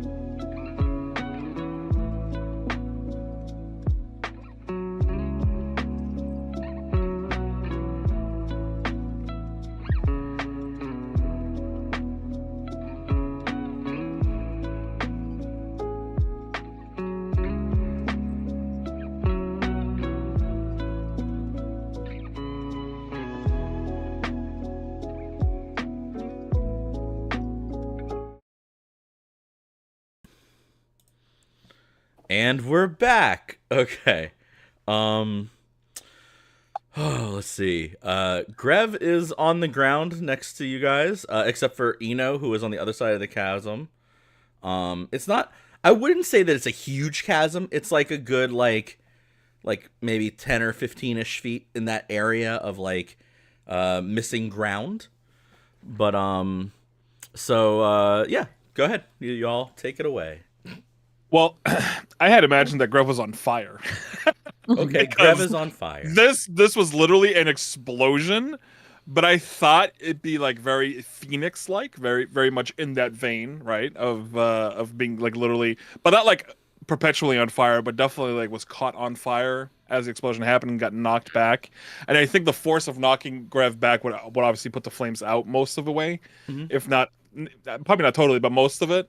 But just basically shooting out like a fireball, like being ejected by the force of the explosion. Grev lands near Cinnamon, so like while Cinnamon like was looking at the floor falling away, the second like Grev like flashes past her vision, she's like turning to go check on him, even though she can't heal him or do anything like that. She's just like trying to figure out what's wrong, if he's okay, if he's alive. Did he just die? Well, I was on fire, so. If he's on fire, I'm gonna put the fire out. I mean, yeah, Okay. yes, obviously, but Thank you. he's Thank you. heading straight towards him. Well, you said that it was pretty much out when you landed. No, so. I did. Eno. Hmm. What you doing? I'm going to kind of. I know in my head what it looks like, and I'm trying to think of how to describe it. So I'm gonna switch the size to where the blade is to the ground, so that when I do a running leap like a vaulter, I'm going to hit the blade of it on the ground and give me a whoof. Oh, okay, yeah. Great. Give me an agility roll. Decent.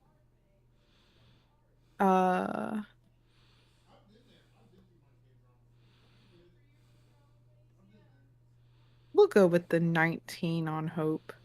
Okay. Yeah. You do the little vault and you kind of like, a little jellyfish across the gap and kind of land with the whole thing. I think Billy is like watching, like it was definitely. I think he's starting to like unravel like a little bit of like a rope from his waist, and then sees that she's starting to float over and starts to do it a little bit faster. And as she lands, and then he kind of like lets you can see his shoulders relax a little bit, and he kind of gives a nod. Nice jump. To you two who are so Cinnamon and Tamazira, Lift is like fairly close to you, while Grev is on the ground, and she kind of like nods down towards like the hallway, down towards where B would be on your map, and she kind of says, "There's there's a locked doors down that way if we wanted to like seal a room." That's a good idea. Okay. Can any of you help me move him? Cause he's like 4 times my size. I can do it. He's like, oh, really? Awesome. That is great. And Tamazira, please don't go off by yourself again. Cause, I mean, Grev and I flung that thing back and it hit you because we didn't know where you were. I mean, I feel like I tried. Figured like I thought we were all going up there at once or something, so I appeared like right after you disappeared and you were gone. well, I wasn't going to take any chances in case there are enemies up there. Well, you could just like wait a second, or maybe how about this? And then Cinnamon like looks at you and says, "I'm gonna maintain this," and says that in your head. So you can talk to somebody. Like, so that way if you disappear, we can still know if you're okay. That's fair, but she's making like the Kermit face of like I don't like this. Like it's very much I don't Look. want Lift this. kind of like glances back and forth between you two, and then she drops the blade or the like butt end of her glaive, and it just collapses Yeah. to the floor. Then she like takes one arm and puts it on Grev's like wherever Grev's like like the part that's connected to him, and she just starts dragging him down the hallway. But it's like this effortless, like it's the same way she was dragging her glaive. It's like the same. She's just dragging him behind her. How do you strong? That's like really awesome because you wouldn't think that there would be that much strength in your like tiny body. I mean, you're bigger than me, but in your tiny body. Did you like work out a lot, or is that just like innate, or did what happened there? Uh, How did that happen? she'll like look over at you and just say, "Before the lifts had function, I pulled the cord. I pulled the chains," and then she just keeps dragging him.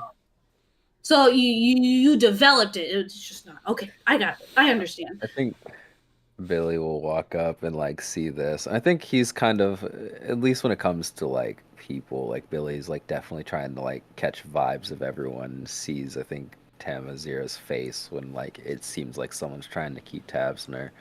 Kind of like put his hands out. Look, we all came here because we're pretty capable. I think all we're asking in this situation right now is if you're riding ahead of the herd, just look behind you every now and then to make sure it's still there with you. Your words are considered. Appreciated. I don't think that's safe. He looks at Grev being dragged across the ground and kind of jogs over to go like help so he's not like scraping against the ground. I'm unconscious, so I have Yeah. I can't protest me Yeah, but being you don't want to wake dragged. up that way. Billy's at least gonna make sure, you don't want to drag him through any acid or shrapnel or rock, The room I that wasn't even worried about it until you said it.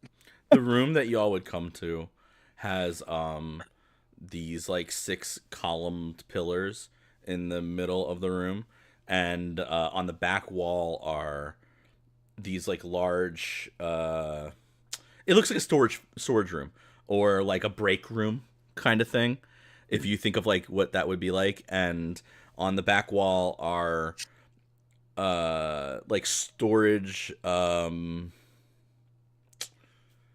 drawers, but like it's like a pantry, but for like preserved foods. So really not good food, but it's still food is the point. And you can see that because the large thing came from this area, and there are these almost like closet doors or like doors that were up against the other wall, and they're ripped open. Like he was tearing the doors open one at a time, looking into what's behind them. And for the most part, it's just facility stuff. Think like drills or like non-powered like pickaxes, like the pickaxes, and like there's nothing like motorized here. But as she like props Grev up against this side wall, and so that he's like sitting, and then she goes, "Okay, and she'd say, do you want me? I can seal this door. It's a pretty heavy door once it seals." Oh, if you seal it, I can lock it, and then that's like a whole thing, like magically lock it, like they did the big doors. In which case, that even if they had magic, it would take them like an hour to get through the door if they even found us here. So, I could. I don't know how long we want to stay because that big thing will eventually come back up here, I think. Yeah, I think we need to spend at least like an hour here to get him back up. But Lift is gonna look to make sure everybody's in the room. So I guess my question would be like, I know Billy followed. Did Anokle follow? And Tamazira? Yeah, I would have followed. Okay. So she like Lift walks over to this like area on the wall, and as she like goes to touch it, it like kind of lights up for a second, and there is a ward, and she like turns the ward, and you see the doors like, so it's like stone doors collapsing in 3 like little like, think like the two, and then the T cuts down, and that's kind of how they look as they close up. And these are like heavy stone doors. Yeah, sick. Lock. Awesome. And there's just a flash of like ink magic that goes across the door and then disappears as I cast Runic Lock on the doors, so that nobody except for our group can open the doors. There's going to be this puff of smoke or spores that surrounds Grev's head, and all he's going to inhale is this. It's going to be as sharp as smelling salts. Oh. It wasn't enough that I'm almost dead. Okay. No, it's to wake you up. Okay, And great. that's how you come back with your 1 hit point. Good to know. Roll me a presence roll, Grev. Let's roll. Sure. Sure. That rolled forever. Oh, okay. Wow, I actually rolled a 12 on hope. So that's actually, I'm sorry, 14, 15 on hope. Okay. Cool. Yeah, you wake up. You have a hit point. Better than nothing. So what does that mean for my actual HP bar? Does that mean I'm 6 out of 7 now? Mm-hmm. So, well, glad to see that you're awake now, but I think we should probably spend some time trying to fix him up before we. Yeah. How emaciated? And- How emaciated is my body at this point? And there's food too, so. I think I'm gonna you'll- get the right boy's up. already over it. Right up. I'm gonna stand right. Even if I can't, I'm gonna stand right up. If you all would like to take a short rest here, I think that would probably be the best. Uh-huh. Um, Uh-huh. Would you like to explain short rest rules? Because it seems like you know the current rules specifically. Yeah. So short rest rules. If you're in demi-plane and you click the downtime bar up at the top, it'll give you your list. And if you look at short rest, you can choose 2 of those to do. You can double up. And for wounds and armor, you can help somebody else with theirs as well. Yes. But only you can clear your stress, though. So like somebody else like me, I'll probably either help with the armor or wounds for Grev with one of my downtime actions. Because I'm doing okay. Wounds and armor you can double up. So if you wanted to do 10 wounds twice, you can. Yeah. What do you mean by double? Oh, you can do the same action twice. Yes. I see. If you'd like. How I'm trying to figure out because Grev doesn't wear armor. Grev doesn't have armor. Grev you has. still take the repair armor action. Your repair armor is to repair your armor slots. So Hold on. I know. Hold on. Okay. I wasn't done describing. Hold on. What I was saying is like, narratively, there's nothing to really like. My shield is what I would focus on for repairing. Would be my shield. But like, actual physical armor, I don't have any because I just have leather on, like my leather vest on. So I don't have anything necessarily I can do with that. I don't think, but I would probably want to do one of each, like my HP healing and my shield repairing. I think I wanted to do right. one of each. We'll come over to where Grev is kind of resting, kind of like crouched down, and kind of like speak. All right, medicine's not my specialty, but I can handle gear. What are we looking at? What needs fixing? And I'll use one of my repair armors to help Grev repair his stuff. If that's the case, can I then double up on my HP instead if he's helping repair my armor, or do I still have to repair the armor? I was going to help you also with healing with one of my actions because I'm doing okay as well. Okay. So when somebody aids you, I still have to do the action itself. Like it doesn't mean that they do it for me. Is what I'm getting at. They do. So like everybody gets 2 of those options, and what we're saying is that like one of them I'm choosing to use on you. So I roll the d4 to see how many. And what if his action, one of Billy's actions, is to help fix my shield? Yes. Which means I could spend my 2 actions healing myself if I wanted to. Yep. Right. And in which case, How badly hurt am I? I don't even know how to begin to describe how I Yeah, would heal. I was gonna ask because I wanted to know how much. Well, let's do it all. HP. Let's do it all one at a time. So first, Billy's gonna help you get your armor slots back. So roll for that. Rolled a 2 on a D4. So you get 2 of your armor slots back, I believe. Okay. Stick. Thank you. So then you were gonna help him get some of his health back, right? Yeah. Cinnamon. So roll. Cinnamon help patch him up some. I rolled a 3, so you get 3 hit points. You get back. 3 hit points back. So then that's where you're at right now, Grev. Would you like to heal yourself and get some armor slots back, or what are you doing? Yes. Mm-hmm. I think I'm gonna do one of each still. I think Okay. that's still the best thing So for me because roll- then I can kind of. So roll for each and see where you're at. Okay. So 10 wounds. Rolled a I 1. would also like to tend his wound. So I'm down to 2 HP with my 1 that I rolled. Okay. So then, And then my armor is also a D4, which is a 3. Much very better. nice. So I'm at 2 out of 7, just how when I started. Okay. And then Those are much Tamazira said she's gonna help you with your HP. So Tamazira, if you'd roll a D4. I rolled a 3. So now you have 3 more HP, which means that you're you're back back to full, which is good. Thank Now for each of you, you'd each have still 1 action left, right? I'm preparing for my other action. You're what? You cut out for a second. I'm preparing, so I'll get a hope. Mhm. And if somebody else is also preparing, then we'll get 2 hope instead of 1. Okay. Okay. I'll wait. Well, you already did your 2. You already did actions. yours. You don't have any more actions. Yeah. I know. I wanted to use my prayer dice to give you guys all hope after we get done with the downtime. We could That's we what I do that wanted as we open the door. Yeah. Billy, what else are you doing?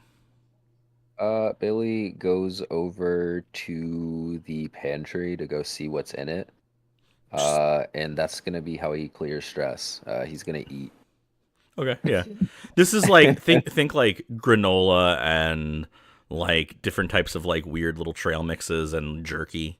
This is just Is like granola in is it in a container or something Yeah. like that? Or like Billy just takes a bite out of the container with the granola. I love it. Yep. This is the Just most sits there. goat ass thing. All right. Goes over. And Oakley, you have 2 actions. What would you like to do?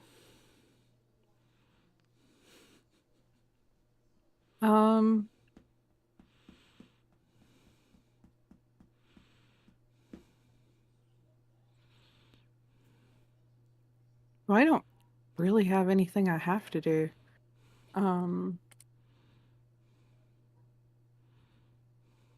But You could do a little project. Well, the can't new do rules project have it work. project only for long rest. Oh, yeah, I forgot. it's always been long. I rest. forgot. But you could prepare with me and get more Someone help. still injured? Who's injured? Other than me?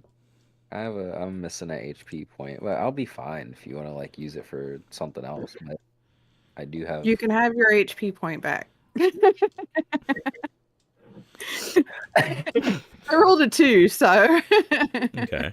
And then did you want to prepare with Yeah. I don't know what to do with that at the moment. She is going to narrow her eyes as she watches Lift, and she's going to reach out on the Fungal Network again to Clear Day, which is a spellcast roll. Yep. You have disadvantage. And that is why. I'm telling you, you have disadvantage. Long ways away. You start to That's reach out still and you start to reach out and everything seems very fuzzy. Like there's a lot of white noise between you and the network.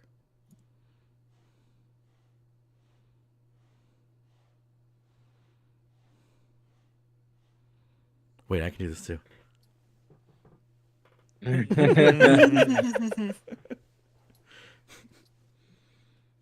What'd you roll? Regardless, I still rolled a 20 Ooh. on hope. What are you saying?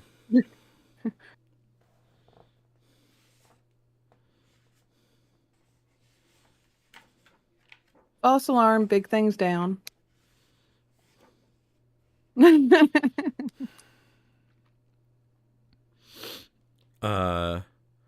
You know when you're using walkie-talkies and there's like that fuzz and the voice comes through the fuzz?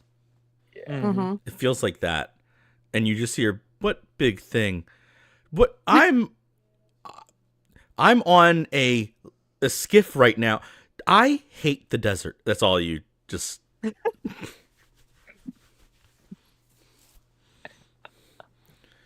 and then like a couple moments later, like offbeat, you just hear fucking sand. Like it's just it just like slowly comes through. Oh man. Would I notice that the first time Clear Day reached out to me, there was not this fuzziness? Mhm. Okay. She's just going to maintain her narrowed eyes at Lift. Lift is going to like somberly walk over to this large pantry and take one of the other like big things of granola, and she's gonna pop it open and start going through it, and you're gonna watch her like use one of the little tables to like separate out the pieces of granola she likes. It's like, Oh, like can I give that hope to someone else, by the way? Are you gonna eat that? you can have the rest in a second. And she's like looking for all the little like flat pieces, and she's taking the flat pieces and putting them in this like little bag next to her. And then she's gonna kind of speak up just a little bit so everybody can hear, and she'll just say, "You all dealt with that really easy. It didn't seem like anybody was that. I mean, he got hurt, but it didn't seem like anybody was really that stressed over it." Well, Is that a I fact that mean- you're looking for? I was stressed when he went out, but the fight was over, so, you know. What did you say, Tamazira? Is that a factor you're looking for? I saw another one that size fight Master Villies, and it seemed like it was very strong. You seem like a very solid unit. Is actually Yeah, really interesting speaking- that you say that, because we like only met a couple days ago and have really only fought together these like past two fights against the smaller ones and then this big one. So the fact that you think that we're working together like really well is like really interesting, and I find that encouraging. I wonder if that will continue. Are we sticking together, or are we going to continue? All right. All right. Speaking of being together as a unit, and I'm gonna lock eyes with Eno. As you Speaking are a of, massive unit. Thank you. Compliments any day besides this one would probably gain you my favor, but I think we need to clear up some things, because I'm not willing to go forward anymore unless we put all the cards on the table. The big guy Because- said that you were a princess? Yeah, let's start with that first. And then we can go talk about more why you are seeming very removed from all of the combats that we've experienced. It seems like you have much more knowledge than you're letting on. I would Blade like to turns say that around. she holds her hand like this, and spores literally spell princess. I think Billy That turns literally around at tells this me moment. nothing. Billy's eyes are glazed over. He is as relaxed as he could be. He's like leaning against the table. He kind of like perks up for a moment. He kind of like gestures with a like now like quarter of like the container that was holding the granola, just with bites out of it. Goes, good enough for me. And just takes another bite out of it. Well, It's not good enough. It's I don't not mean. good enough for me. Wait, I need to interrupt one second. This is very important. I'm sorry. Only because he asked a second ago. When she finishes, she takes her container and she like holds it up to Billy's mouth as he's glazed over and sees if she can feed him some of the granola. He just leans down and just takes a bite out. When you do that, will you please give me an instinct roll? Oh. Sure. That is a 18 with fear. Good job. Yeah, it's granola. You're good. Go ahead. So, like, you're a princess? I mean, okay, so are you, like, in charge of, like, these creatures? What, I mean, like, are they, you said that on behalf of Radisson, and then they said that their master was dead, so were, like, you the princess of their master? Or, like, Cinnamon, like, Cinnamon, like how Cinnamon, are you associated? Cinnamon, What? Cinnamon. Huh? You gotta Yeah? give her a chance to answer one of those. Oh, Just right, one. I'm sorry. One. Just one. Uh-huh. Just one. Right. Let's start with one. I like counting. And I have a chance to answer the one. She just kind of towards Grub. By all means, the floor is yours. My sister created them. Will that Were buy me you again? part of this, or did you find out after, or before, or during, or and your sister's dead? You killed her? Cinnamon. Is that what happened? One. Sorry. One. I'm sorry. One. I but so many questions. Grub might remember in Oakley telling Liv she killed the creator. I love I don't know Cinnamon that rivalry. though. So. You don't know that, yes. And she just kind of nods you in say response, that? and you watch as the mushroom head just. Yeah, Are is we that saying the yes to all of the questions? So like you knew before, during, and after, and you killed her? Is that what the yes, head nod thing meant? No, I didn't find out until we got there. Well, I got there. He got there later. Got where? Who got there? Who's he? Where? What? Do you have an orc chart by any chance? This would really help clear things up. Do you have any way of like what is the high? I don't understand anything you're saying to me right now. I understand a lot of what she's saying. I just have more questions. That makes one of us. That's good. At least one of us is following. So you're a princess. Your sister created these monsters who are now trying to kill us. So how does this all work? Why are they here? Uh-huh. So we dispose of the bodies and the carcasses and the dead things. Uh-huh. So if everything is dead, we have an endless buffet. Uh-huh. But I get it. that is not the way life should work. No. Oh.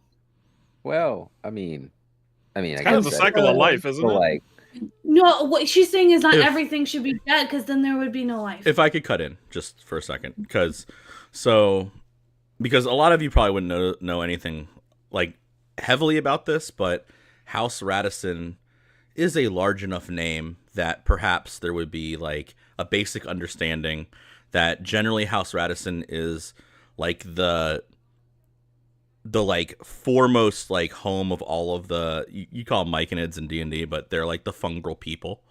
And generally the fungal people are 100% for the balance of life.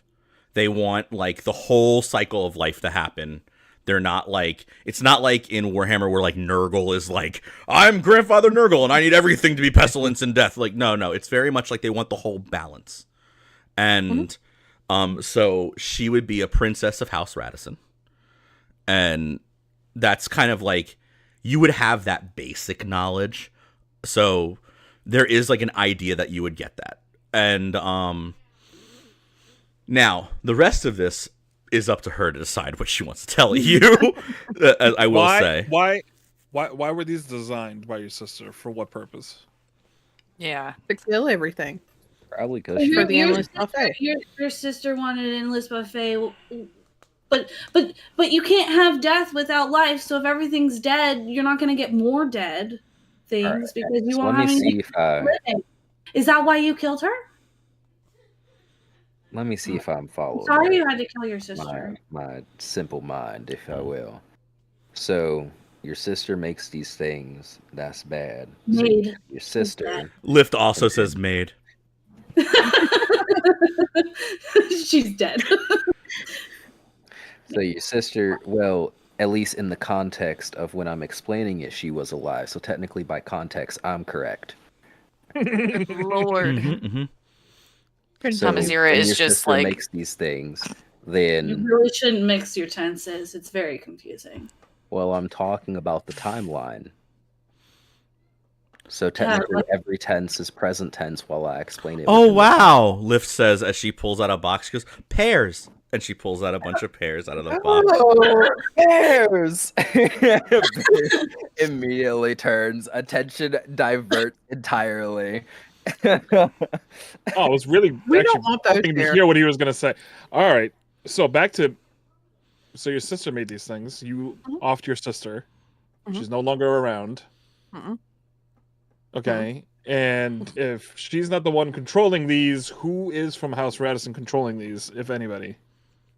They have to be No. from House Radisson? Oh, what? Maybe nobody's controlling them. That's the Right. problem. So there are death monster things running around everywhere, and we're just all cool about it. We're all cool about No, it. but We're why all, are they we're all cool here? about it. Well, Do you know why they're here? I do know one thing for her sake is that we all came here for wishes, and she came here to make sure they wouldn't be able to spread. At least that's what she said earlier. So that's why I've been pretty Lift, alright with all of Lift, this. Lift has Do a you have food? You're not sharing food right Lift- now with me, Billy? Lift walks over. Lift walks Yeah, over it's to good. where I was say Lift walks over to where Grev and the three of you are sitting. It's Grev, Cinnamon, and Tamazira, and she has a bunch. She has like a little like pile of these pears, and she goes, well, actually, a lot of them ripped out of the stomachs of a lot of the people that got off the skiffs this morning, and then she or yesterday morning. So maybe they were like lying in wait, and then they went. They came out of the living people. Do any of you want a pear? Yeah, I no, think let's I not want skip one over after that. point number 2. Hold on, I'm not done yet. Let's not skip over point number 2. I've read a story. Because, well, I read Cinnamon! a book like this where Cinnamon! like there were like creatures that were Cinnamon! inside, and Okay. and then I'm just gonna place my hand over her mouth now. I'm just gonna full on, just hand over head. I'm sure my hand's big enough. Yep. Second point. Okay, Grev, what are you getting at? Second point. Lift girl. Hmm. Yeah, what are you? You're not human. That's mean. Yeah, No, it's You're accurate. No, it's accurate. It's not mean. It'd be mean if it's not true. In which case, this is 100% true. Nobody has that amount of strength or that amount of ability come naturally for your size and stature. I may be big and I'm not the smartest tool in the shed, but I sure as hell know that you're not normal. So I'm not going anywhere with you unless you start explaining some stuff. I know you work here as a lift operator. I don't care about that stuff. I want to know more about you. She drops all the pears on the ground and she kind of like sighs and she like pulls her hair back and you can see the nubs of where horns used to be. Does that mean anything to me? It would make her a like a tiefling in this case, but like they're not called tieflings, they're demon bloods in this world. Infernus and infernal. Billy walks over and crouches down. He doesn't get up, but he just takes a pear and just puffs, squat, and just. Cinnamon like grabs the pear out of your hand because she's gonna start looking at them because she just had a random thought that maybe the infestation came from like the food because she read a book like that. So Cool. She's now investigating the pear. While you're doing that, give me a knowledge roll. But she would show and she'd say, I am a demon, but I am a demon blood, and they're not really liked around here, so I hide my horns. Were you forced into this position against your will? My master would have been Valise, and I came here with him. Well, yeah, and so it's not really forced. It's more like I have no other function.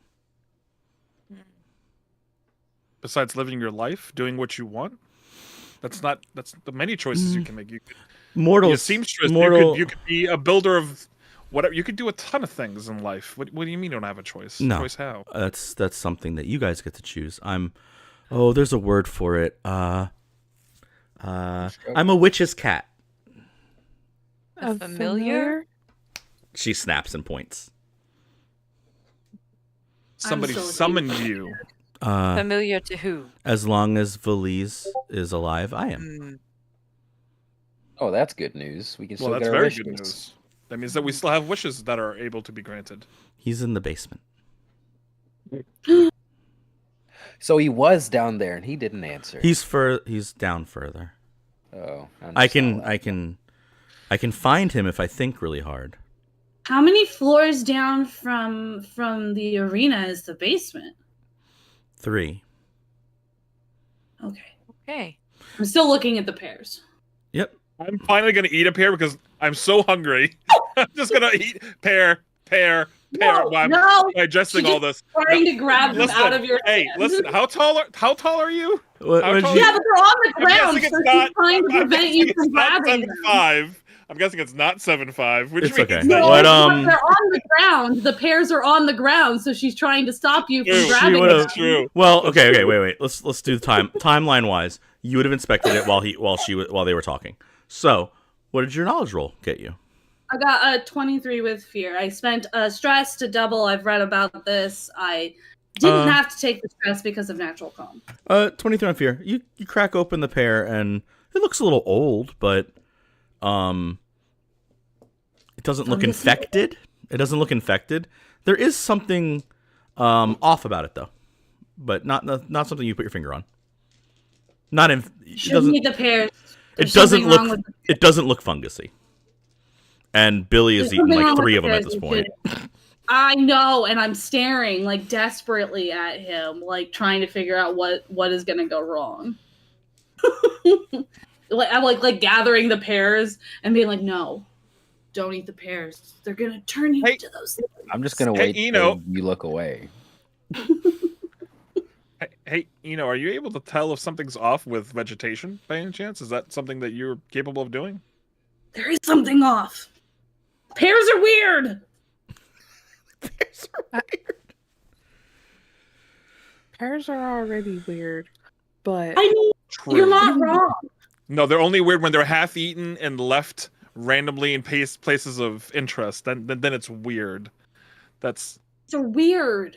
I Er. see what you're doing there, Way. I got you. He they're doesn't. not fresh pears. He doesn't so- exist here. yet. They're weird Yet. pears. Doesn't exist here. Don't eat the pears. Okay, so kinda- while you all are talking, Tamazira, are you doing Yes. anything? I'm really keeping my eye on Lyft. I'm a little suspicious. Okay. That's really all I'm doing. I'm probably just gonna keep an eye out on the room that we're in too. Are you Hey, trying to Tamazira, insight check her? Oh, You said you're watching her very carefully while she talks. Are you trying to insight check her? Yeah, I can do that. Okay. That would be a. Oh, I'm gonna let you choose. You could give me an instinct roll for like you trying to like really kind of perceive her the way she is, or you could give me a presence roll to like really like kind of push the like deception check sort of thing. Could I also use my assassin background for like information gathering? Ooh, that sounds cool. I'm down. Awesome. Always assess the target's condition. Yes, This exactly. granola is dead. Granola is dead. granola no longer will be a threat. Target eliminated. Granola's not a threat. Roll out. I'm suddenly missing my dice. What? Oh, there it is. Okay. Sorry.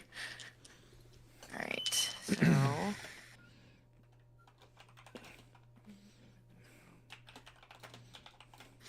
15 on hope.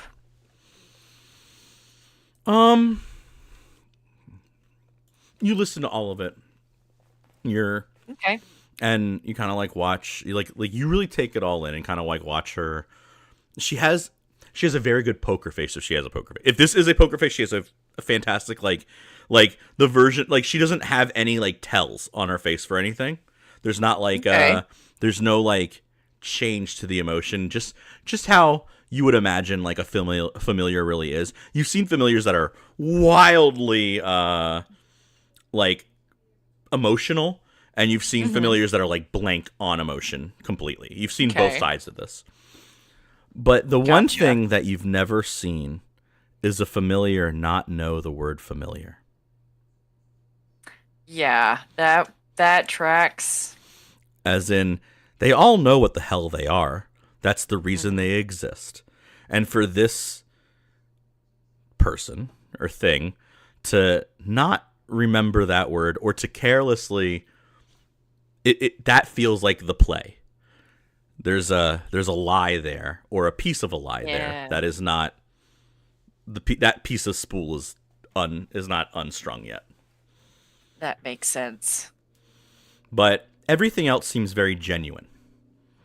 Okay. It seems like she showed her horns. Her horns probably were cut, like not by her. It seems like there is a lot of like actual like realness to this thing. That's like, I am telling mostly truths, or I'm telling lies with the truth. And Gotcha. and as an assassin that probably has to do a lot of this, you're like, there is something there that is wrong. Yeah, no, that makes sense. Can I walk over to Tamazira and kind of like, I want to like wave you over like a little bit away from the group if I can? Did you eat any of the pears? No, because Okay. Cinnamon didn't let me. Well, then good job. She kept knocking it down. Good for you. I'm just asking questions as we go. All right, good. You take Tamazir off to the side. Yeah. Play that off, boy. Nothing you say is to be played off, okay? Don't even try it. Those things were going to kill me. All right, so... Going to kill Billy. I have. Billy I'm ate still him. worried about Billy. I lived as a I guy. would never do that as a DM. Yeah. To be fair though, Billy is a goat, and goats can eat aluminum. So It's true. I lived as I died. Eating pears? That's how you lived, eating pears? Carefree. Hey, man, whatever. carefree. So, I know you don't think as yourself as my best friend, which is fine. No. Aw. I understand that. You've got... I get it. Let's just say I get it. But, as your best friend, I'm really, really sorry that I hit a monster in your general direction and got you hurt. Oh. That's... No. Listen, the whole point of me is for people not to get hurt that are with me. That's the whole point. That's why I tried to steer it out of the way or clear it. I didn't know where you were. And I get it. I don't blame you for it. You do roguey shit, and I always think it's cool. And I love the thing that you do where you're like, haha, bastards, I'm gone. And then I don't know where you are. Fades Great. out of existence. Right. You're just like, peace and out. And I love it. I love it. It's my favorite thing about you. It really is. But I am sorry. So if you want to hit me, I will let you just give me the best punch you can to make up for it, because I feel bad. Just wherever you feel, just lay it on me. Lay it on me, and then I feel better. Then I feel like we're even. Not really, because you just got a claw in your goddamn shoulder, but I think it's close enough. Unless you want to stab me, that's free. Hey, listen. I really okay. don't wish to cause any harm to you. It is not a problem. I didn't take any real damage, so it's fine. You had a claw. Okay, maybe you weren't there. You had a claw in your shoulder? You got flung back? It looked very painful. She just like unbuckles one of the layers to show the armor that she son of a gun. has. You know, I always forget that you have like 18,000 layers of clothes. Yes, Yeah. she's got like 4 fucking layers on, so she's just like, truly, I'm fine. Okay. I'll take a rain check on that hit later, I guess. Well, I owe you it. I'll IOU it. I also don't fucking trust this whole lift thing. Girl person. I know that she's an infernal, but weird. I'm getting weird vibes, man. I'm getting She's weird just vibes. I think she's Weird vibes. listening to the pairs. And I just like appear at your like elbow as I am putting Tava's armor back at you, but this is like when I interject in the like Cinnamon, we're gonna talk about personal space. Huh? See, when people are talking, and I'm just gonna push her like an arm's length. Just all I heard was please. something about lift. Please? I think she did something Please. to the pairs. But also, here. I don't know You what get- that is. I think she Wild draws the Whispers. rune again and like puts it on you, the protective rune. Thank you. I think Thank while you. this is going on, Billy's gonna turn to look at Lift and just kind of like stare at her for a bit, and he's just gonna go, "Are you evil?" Wait, do I hear this? Do any of my us hear this? Because God. I'm gonna absolutely mid conversation stop and look over to Billy. I think she'd blink at you a couple times and say, "Probably." Okay. Valise doesn't Yep. really believe in good or evil, but the things I've seen happen because of them, I would Okay. imagine you would not want to fill your cup with. No, I've seen some pretty messed up shit. I get it. And I believe I'm born of that same concept. That's unsettling. I would like to But find okay. my way back to him, though. Can do. Try. Yeah. So anyway, I don't trust her whatsoever. Yeah, like she's scooting them both off back to another corner. Like, agreed. Yeah. So The best friends are conferring. Thank you. If does that leave I'm gonna look Cinnamon? around as she said that. As she said, I'm looking around, and then, like nobody heard it. Like, damn it. Cinnamon, Exactly. Cinnamon was not trying to intrude on the conversation. Literally came over just to put the armor back on. Back on. She was Solid. not trying to intrude. She just heard the thing about lift and interjected while she was putting the armor back. Does on. that mean you go around tapping everybody? Well, everybody already had it. He was the only one left. So after she like prepared and got the hope back, then she put it. I guess Lift would point at you then, Cinnamon, and say, if you let me see the map, I can show you where the stairs up are. Oh, yeah. You see, I put the notations about where we've had all the fights and encounters so far. But yeah, if you could show me where the stairs are, that'd be super great. You can see there are 2 hallways at the top of the whole map, and one of them leads to stairs, obviously, and that would be to go up. And then there's another hallway that leads to a big like sealed shaft. And she would say, if you take that, if I will have to take this shaft, and I will be going down to find Valise, but I'm happy to walk with you all. I mean, we have to go the same way anyway. Yeah. Do you guys still want to try and get wishes? Because I think maybe if we rescue this guy, we could probably get the wishes. Yeah, I like a wish or two. I do got a question though. Go ahead, Billy. You can find Valise, right? I can give you a basic area of where he's at, yes. And so you can like hear him in your head? Only if he demands me or like tries to summon me. But he hasn't tried to like forcibly summon me, so it's more like I can just figure out where he's at. It's kind of like I can give you an area of where he's at or a basic like understanding of how far he is from me. That's why I know what floor he's on. I was gonna ask, because if he summoned you and how like he could kinda like do the thing, I think, when Cinnamon was talking about the constructs and everything, if all of those keep an eye on the people and you're keeping an eye, can he hear us through you?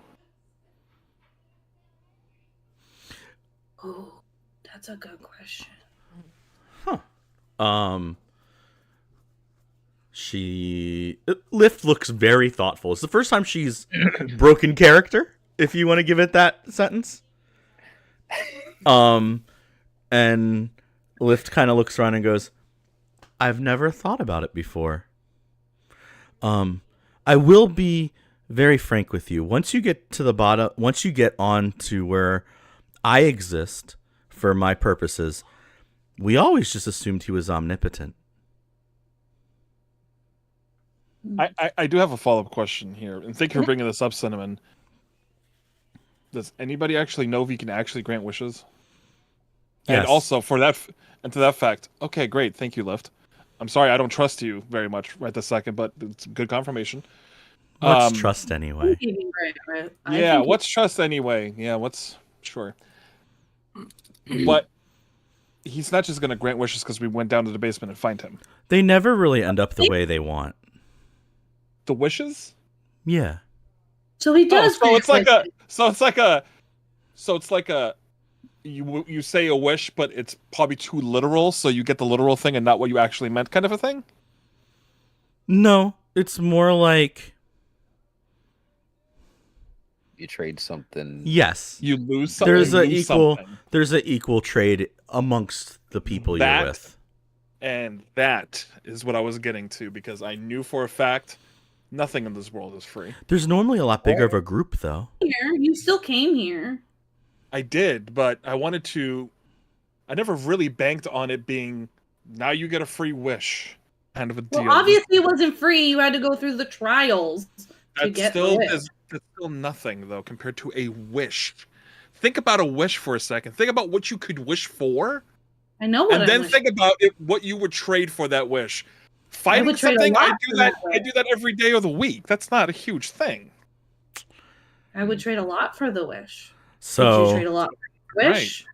Right. So what do you would probably lose a lot for that wish. So Tamazira. Mm-hmm. It's I have a thingy for you now. Uh-oh. Because they're talking. And as they're talking, it kind of feels like everything begins to fade and there's like a muffle. Oh no. You kind of start to feel like a hand on your shoulder. Mm-hmm. And you see this like bird's nose kind of tip into your vision just off the side. It's like you can never turn and exactly see her beak, but you can feel vivid next to you. And you can feel her claws kind of like tick, tick, tick, tick, tick into your shoulder. And you just hear her say, "Hey, Zira. Hey. How's everything going here? Are these our new friends?" Yeah, could be better. And then you can hear her like, you can hear like the click of her beak a little bit as it's like this little like, you know how like the birds do the thing where they feel out how far things are in the air with their little like the. Oh, I know. I know you have a bird, so I'm trying to do the thing just right. You know. Yeah. And then it kind of like you feel how her movement is very sharp, very like this jagged movement, but you can never catch it. It's just the peripheral side of your vision. It's almost like the shadows, and you can see the shadows kind of looming in just a little bit more, almost like the room is slowly being taken up by the Numbral Veil. And it's like I am totally comfortable with this. Yeah, and it's like this tunnel vision around Lift as it kind of just like focuses in. And she says, "If that one's master is granting wishes, we don't need a wish. We just need his blood." Oh. And then I can make the rest of that happen. Just bring me his body, and we'll call that a completed task. Zira will just nod, like just barely nod. And she'll say, "Fantastic," and then you'll feel like a flat kiss on your temple, and you have a long rest. You will be fully taken care of. All of your stuff's back, and you actually feel a little bit more invigorated. And there is something about that I don't know if it would show just right, but you can level up. Oh shit! And you can work on that between now and whenever. If you want, I but, will. Yeah, Hell but you yeah. can go ahead and level up one. But anyway, for the rest of you, none of you see that. I get nothing on my radar whatsoever. Not at all. And Zero will not give out like any outwardly. It would be up to Tamazira to tell you if her bestie reached out to her or not in this moment. I will say that you rolled to see if you would get a thing of it earlier, and you failed it. Oh. I had you roll when you died. Your presence roll when you stood up. Ah, okay, gotcha. Yep. Gotcha. So, everybody talking with Lift and whatnot. Eno, are you doing anything other than just just mean mugging Lift? I am absolutely mean mugging her. I know. I'm sensing a lot of hostility in the room right now. And there's no hostility coming from Cinnamon, just an infinite well of curiosity. I will say, Eno, do you want to give me a sense roll?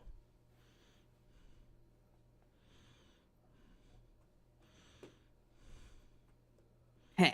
It's a crit. The big monster's not dead. Well, You I would didn't figure. you would feel it get up and start moving around. It's not on the same level as you, but you I guess the way I would put it is you would feel it leave your presence. So it got far enough away that you can't sense it anymore. Do I know what direction it went? Away from you. It was next to the mound, so Yeah, it's kind of hard to. gone down It would be hard to the tell, but it's it's on the way to the arena. Well, I was So- gonna say there was the doorway we locked. Mm-hmm. There was the hole, and then there was the lift towards us. Mm. So it went in the hole or it went in the doorway. Do you wanna? What you rolled? You rolled a crit. Okay. Mm-hmm. It went down the hole. Okay. That does. Are you gonna go find the horny man to get wishes? Is that what we've decided? I wanna. Cinnamon, we gotta stop calling him that, please. This is completely off topic. I don't mean to just say something random, but because it happened, I think it's very funny. I can see people on Steam when they pick their game or whatever, and so I have another friend on Steam named Cosmite. So I really thought Cos just pulled up American Truck Simulator, and I was about to be like, "What happened?" That's right. Let's go kill this whatever shit. Hold on, I gotta dump my trailer off here. Give me 1 minute. I was like, "The fuck." That's dude, what you don't know is that Billy and I are side hustling an American Truck Simulator right now. We're driving. That's where Billy gets his inspiration Anyway, from. I'm so sorry. I'm so sorry to interrupt like that. Please, we're talking about the horny man. Go ahead. Yes. No. So we're gonna go find the horny man to potentially get these wishes that are gonna have consequences because wishes always cost something. And I don't know why you didn't know that coming. But anyways, I can't believe for willing to somebody pay for who my reads, I can't believe for somebody who reads so much that you still don't understand this guy's name, even though Lift has said it like 14 times. And you still call him the horny man. That's what I can't believe. His name is fine, but he didn't seem to have a problem with me calling him horny man. I called him horny man, and he was amused. Lord Fortavellis.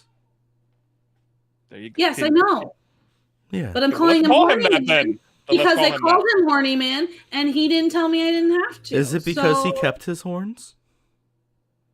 Yeah, they're pretty awesome horns. She Wait, kind what of. do you mean? Sorry, what now? She kind of like touches her head. where- Whoa! What now? What do Let's you back mean that he one up. kept them? Sorry? He kept them. What do you mean Like, he kept his you mean horns? that- And she shows you hers again. She cut hers, Hers and are cut. he still has hers. Oh. His. I So understand he's the that. horny man. No, I get that part, but what? That was Is there a sort of What? like significance or significant in?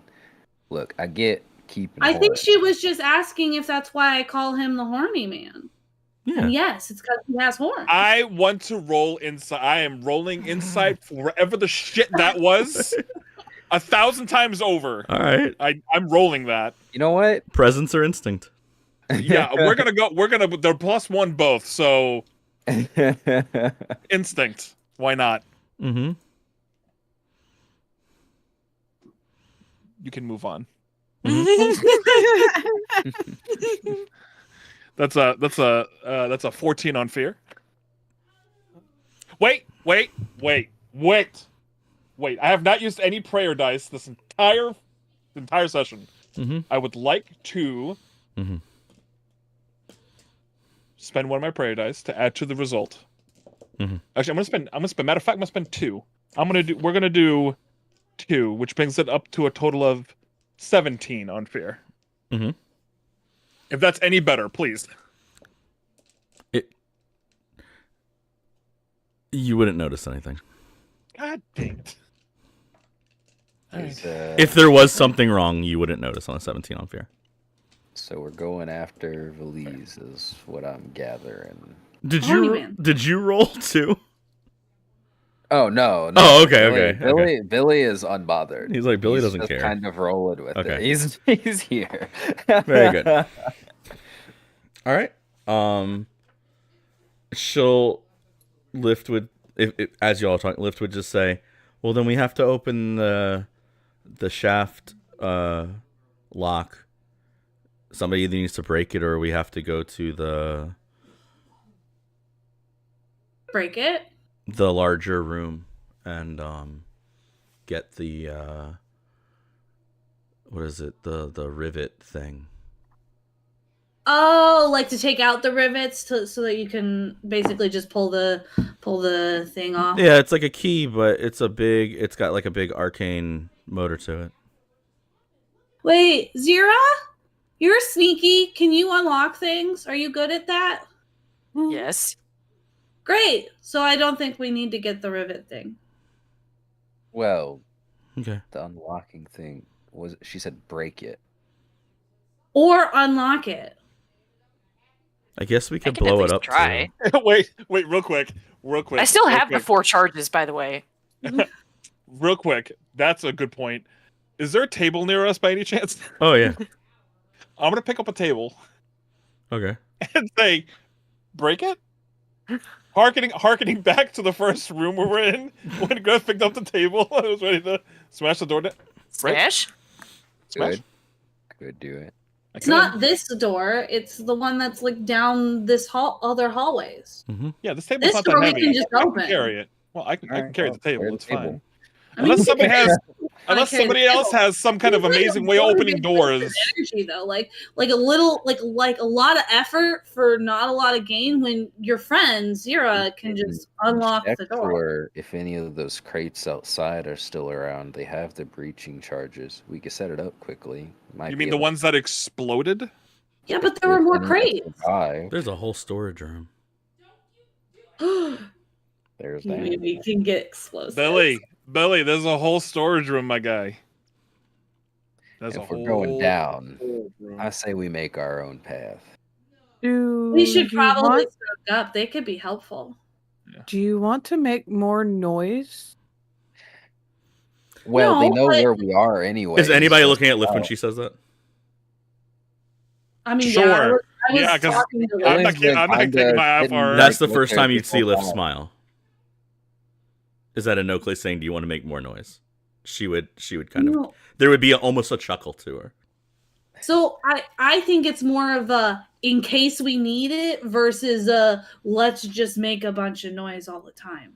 Yeah, I mean, these things already know where we are, I'm pretty sure. I mean, I don't know, it seems like you can talk with them. And Because they can know where we are doesn't mean that they know where we're going. Yeah, but the thing with it's like water, right? Like they only go through so many places and fill up so many places before they realize the places they haven't checked yet. If only Yeah, but we they had probably think that we're going up. So if we're really quiet going down, then they may not know that we went down. Going down If only we had somebody that was really familiar with these. Oh, hey, Eno. Hey, what do you know about these things? Can they track us?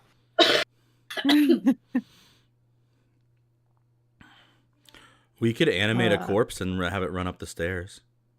You can animate a corpse? I'm sorry, what? And she looks at Eno. Oh, yeah, Eno could. That's probably true. Actually, I don't know what Eno can do. It's part of the fun of this.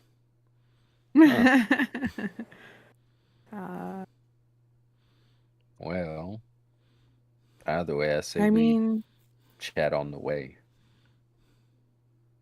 Quiet. Hi, I don't know if you've met me. Quiet is not my thing usually. Doesn't mean you can try. Doesn't mean you can't learn. Oh, I'll try. Oh man, the pot and the kettle. Eno, would you like to answer?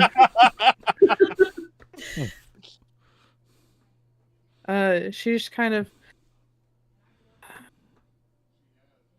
One corpse doesn't normally make enough noise. I don't know if you guys know this. Corpses don't tend to make noise. I would say, and she kind of counts everybody to make it worth it.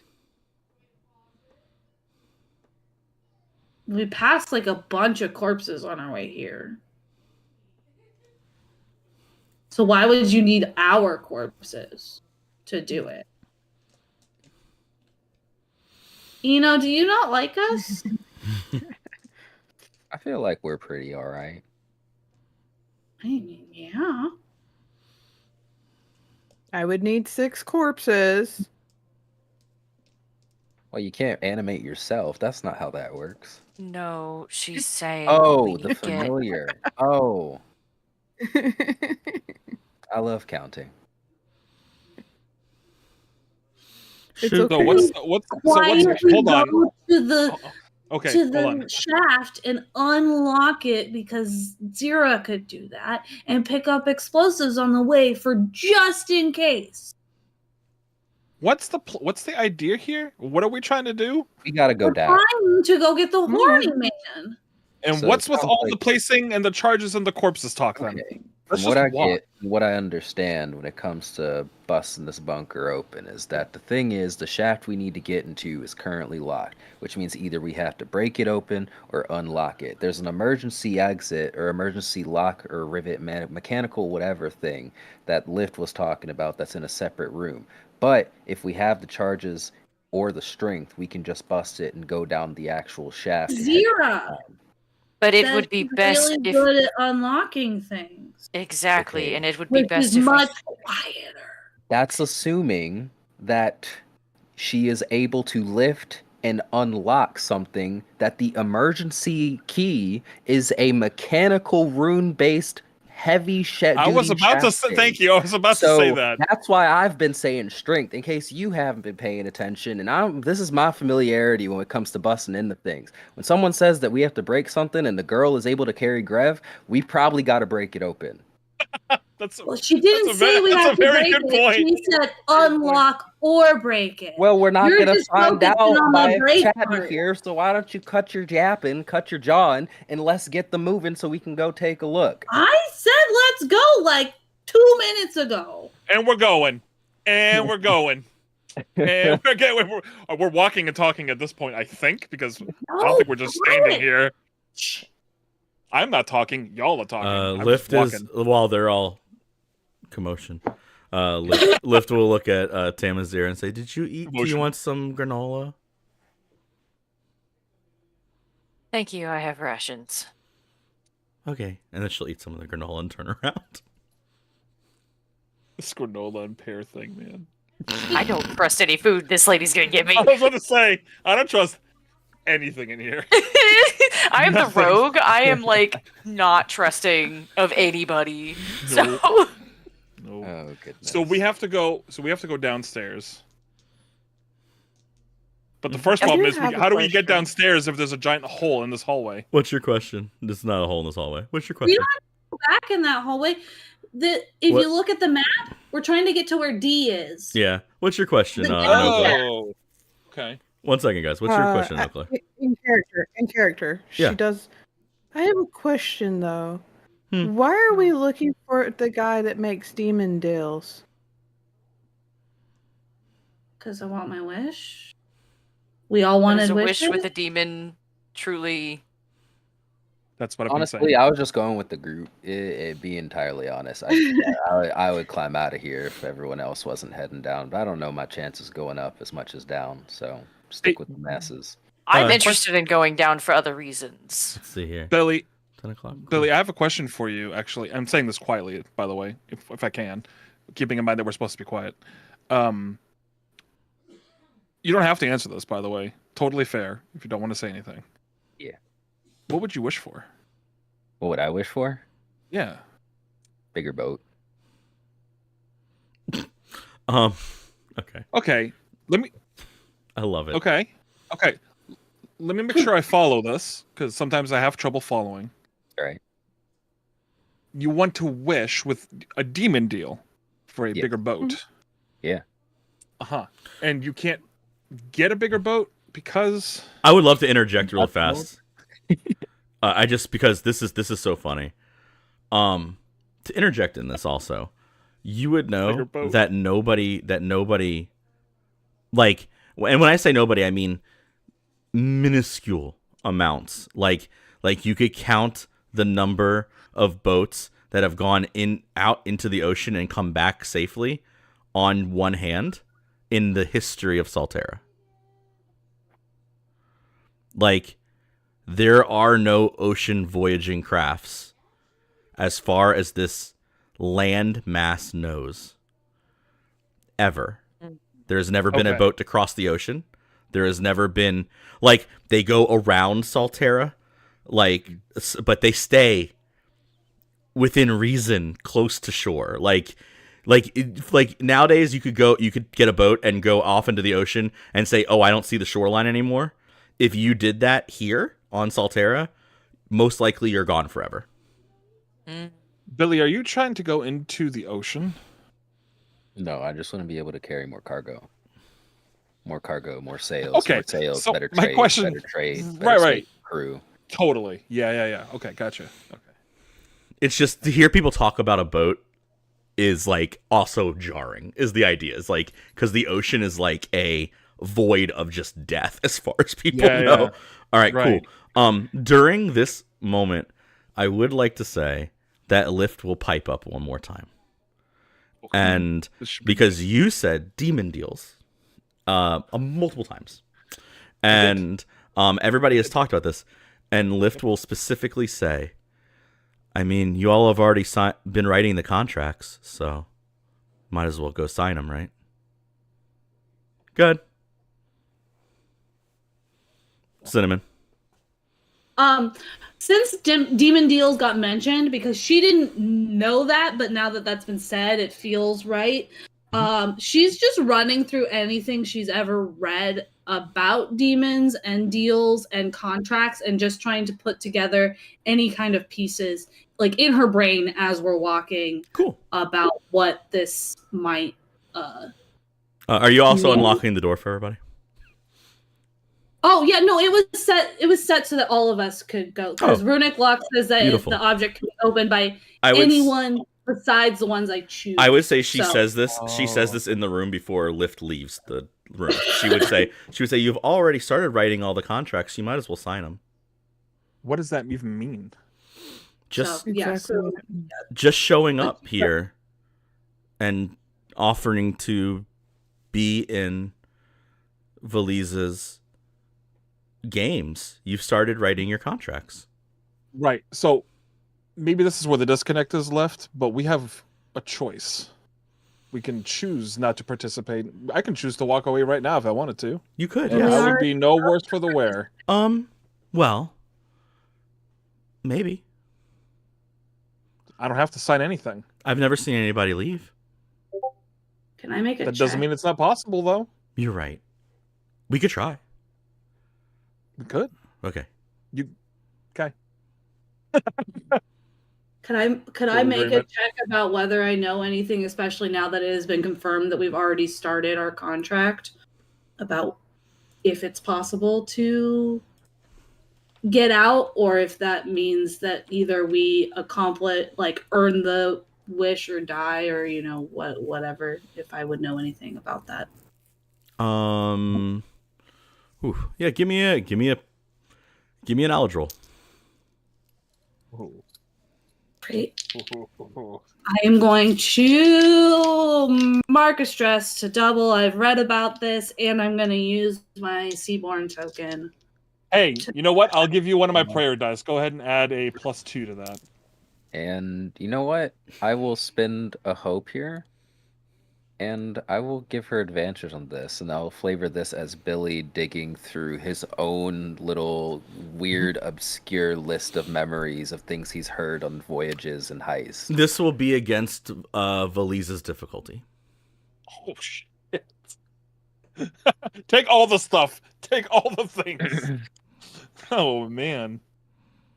It's a 26 with hope, and I rolled one of my one of my strange patterns, so I'm going to use that to clear stress. Ooh, that's awesome. Yeah. On a 26 you land. Okay, so there are specifically 5 courts of hell in Sal'Terra that you would have read about. Not saying that there's only 5, just saying 5 that you would have read about. All of them incredibly ancient. There are the courts that have to deal with death, and their deals come in a very particular way. And generally, they are not up for interpretation, so you don't feel like this would be that. It's a very straightforward contract when you deal with death. Okay.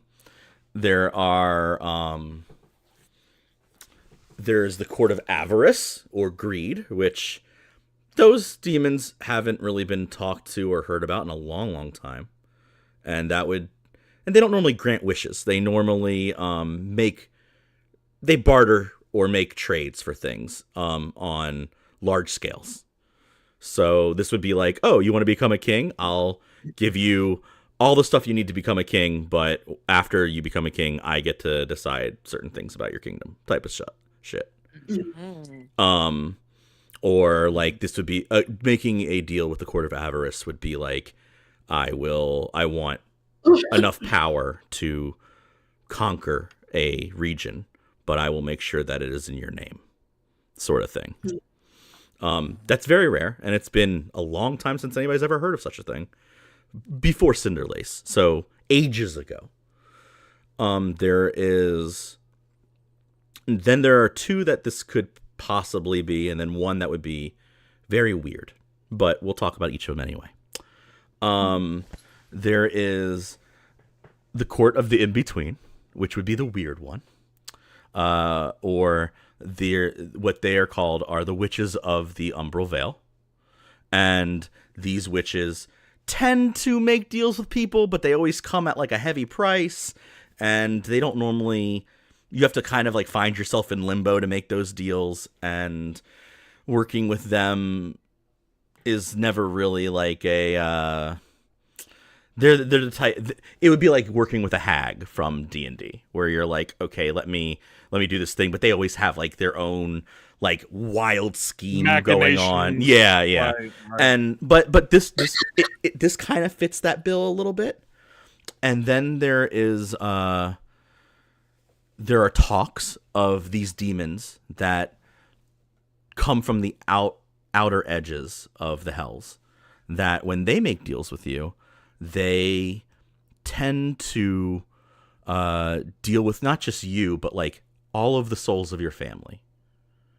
Or they would be like, oh, yes, we can make a deal with this, but I want something existential in return. So they would be like if you were making a deal with a fae in D&D, where you're like, oh, yeah, I'll trade you my name for blah, blah, blah. Like, it's this very, like, weird thing. And there's very few stories of them, and they're mostly posed as, like, fairy tales you tell kids to be like, hey, don't talk to the stranger that walks into town, or hey, don't run into the woods, and like it's very much like stories about fae. But here, these are considered this is closest, but they're demons, and they're wildly known as demons. So that fits the bill a little bit based on what you think about. The other idea that would fit is there are, and this is like, you have like one book that you would refer back to this, and it's like a really weird, like almost like a storybook, that the same way you talk about like Achilles nowadays as like, hey, or the same way we talk about like the Odyssey, Homer's Odyssey, where people are like, hey, that's not real, but it's like written with like real reality to it. Context. Yeah. In Homer's Odyssey, there is like this idea that they found Circe on an island. She turned everybody into pigs. And there's like that story within the story. Mm-hmm. This is the same idea. There's a story within a story about a group of people that met this demon that is attached to this ancient symbol. And they made a deal with him, and he made them go mad. But he gave them everything they asked for. And by getting everything they asked for, they went crazy. And that's the only other thing that would tick this. I have two questions. I know I don't know this. I know she knows this. That's fine. I just have a general knowledge question about Sal'Terra. Is it one? Actually, I guess it's three questions, but I'll make them real quick. Ask them. How common are infernals in Sal'Terra? Like on a scale of like they have normal interactions with society to you can barely see them day to day. While there are a couple, they are mixed in with society. They're not like, it would be like seeing a foreigner no matter where they were, but they're there. There are some there, and then depending on where you are in Sal'Terra, they're more accepted. In fact, the Boulder is an infernal. He's your friend. Okay. So right, it's not like you would never have seen one, but it's always like seeing somebody who's a foreigner. There's never more than like one family in one area. There's not hot spots of infernals. So it's not like super uncommon, but it's not as common as other races. Okay, that makes sense. Yeah. Two, how common are familiars? In particular, any familiar, not even just particularly other like tieflings or other infernals, but pretty common. Is it a pretty common thing that a lot of magic users would have access to? Yeah, they could make none of them this complex. Okay, that was going to be my third question. Is now, what are the chances of that being like a super complex thing? What I'm trying to get down to is that Grev, like, you could believe this has to be like a demonic thing because it's not common to have a familiar this. Based on how strong Valise would have to be to give a wish, you could believe that this would work. Like, but I'm trying to cement more in Grev's head that he definitely thinks this is like a demonic thing. Like, it can't be any other kind of weird thing. No matter what it is, it's incredibly powerful magic that you would not see anywhere else. This is like the reason you all showed up here. Unique. The reason you showed up here is because there's some kind of magic going on from ancient times. That's the idea. To give a wish, this is like miracles being given out on Earth. So this is not. So there's like, was there any history in Sal'Terra of like genies or jinns or anything like that did something similar? Yes, but nothing like to give out a wish like this. Like, it's the same way we would on Earth would talk about getting a wish from a genie. Yeah. It's the same idea on Sal'Terra. Okay. For you to come across something that could do something like that, and then it's unheard of. It's not unheard of. It's just fairy tale shit. Right. Yeah. With that knowledge roll, would I get anything about like if we left and since we've already started the contract? So what potential consequences could be associated with that since we've already started the contract? Generally, once you start a contract, normally you have to be in his presence to sign it. It's weird to you that she would say you've already started writing it. That would strike you as strange. This is this entire moment would actually be a little bit scary, especially for you who has read about a lot of stuff, because it would be like, oh, if you walk away from a contract, it's like walking away from a promise with a fae, or trying to walk away from Like which means that they could essentially take that. almost any consequence that they want. they could fill out the rest of the contract and come for you later. It's like leaving a blank check for the demon to sign. Yes. Oh. So I back into the game, when I hear her say that, because I was already thinking about like the deals and stuff, and I hear her say that, I'm like, oh, none of you are gonna want to leave, because if the contract's already started, that means they could take whatever if we don't go finish it. Nobody's ever tried. But yeah, I'm starting to think it's not because they didn't try. I'm guessing. I'm guessing they just weren't stupid enough to do it. Well, sounds to me like he's got good ratings. Good enough for me. Well, also, and I think Lift would Lift will gesture around and say, but also this is extremient circumstances. I can't say this word. I'm trying very hard. Extraneous. Yes. And she gesture to all the stuff. Yeah. We have been walking at this point. Yes. Yeah. We're at I think we'd get down the hall, and this is now I think on the map, if you look, we would be at the very left side where we could turn downwards to go into the storage room or turn up to go around. And if you look up and around, there are lots of plants and vines all over the wall. What's in the storage room? Would it be safe to assume, that... And I'm sorry, I hope that I can call you, I've just been calling you, I know it's an Oakley, but I just figured shorter. I call Thomas 00, so... Anyway, besides the point. Is it safe to say that this is not supposed to happen here? Like, this is very unusual for these plant things to be here. We did not see them when we got here. Did we? So this is like... I'm just... If House Radisson's not controlling these things, and they're just... They had to get here somehow, right? I mean, they don't just randomly pop up. Your lift, they came out of the people that came from the skiffs. Like, out of the people.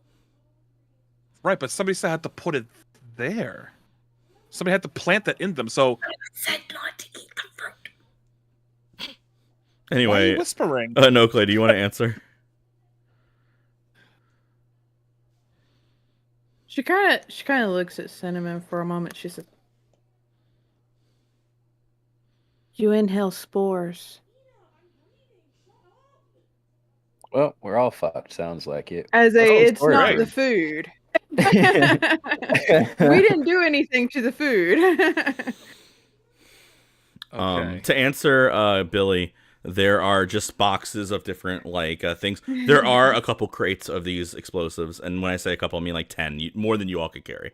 But and then against the back wall, there are large pipes, and they have these large rolling, think manhole cover open lifters, but that you'd roll them as if they were wheelbarrow things. And then there's also jackhammers and stuff. There's a lot of other equipment that you'd have to find some kind of means of making arcane electricity for, which happens here. There's nothing you don't plug things in here. I'm so sorry. I can just picture Billy being on a jackhammer, just having the time of his life, not giving a shit about what's going on. Almost got it. Yeah, we're getting there. This room is very large. It's very dark. And there are rows and rows and rows of different tall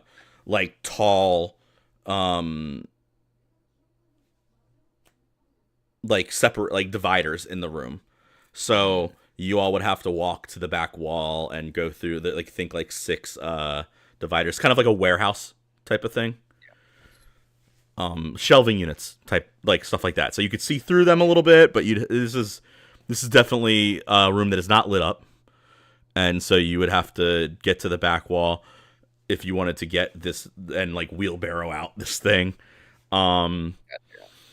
I mean, I'm just gonna grab a couple of the explosives to put in my bag as we're moving through, but she's just gonna look at Tamazira and like gesture as if we're gonna go unlock the lock the door. Like they can do that, but I figured that's something that we could start on if they want to go grab something to lift it or whatever, but we're gonna again, you have to walk all the way across this like long hallway, and that long hallway has vines and stuff all over it.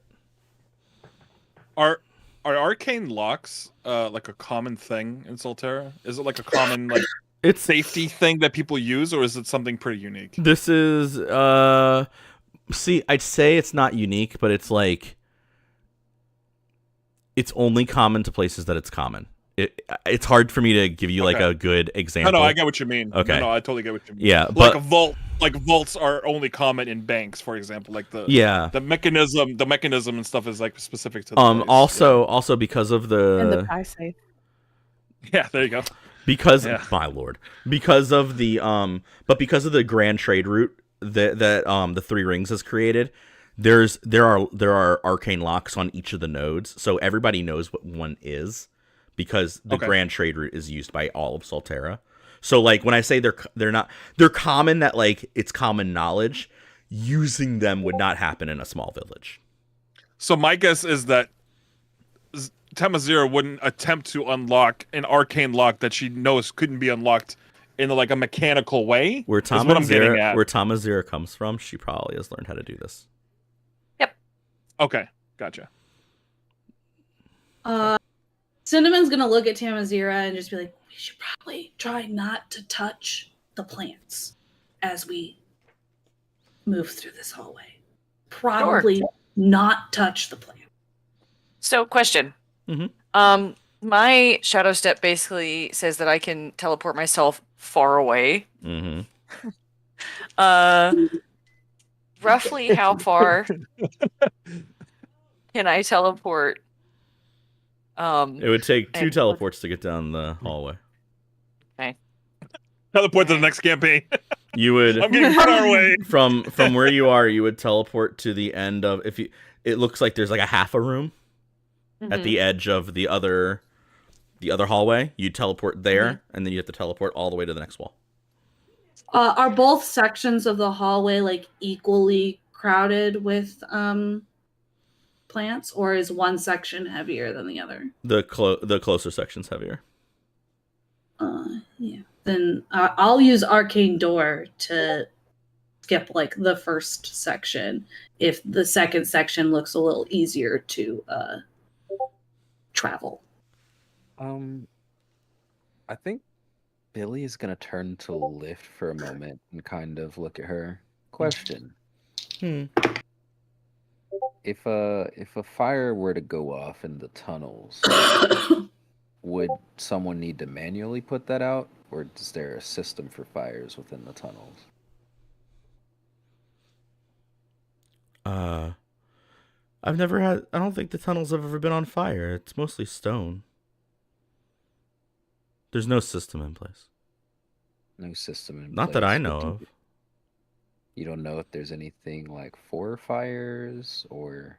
No, I don't. That's really interesting.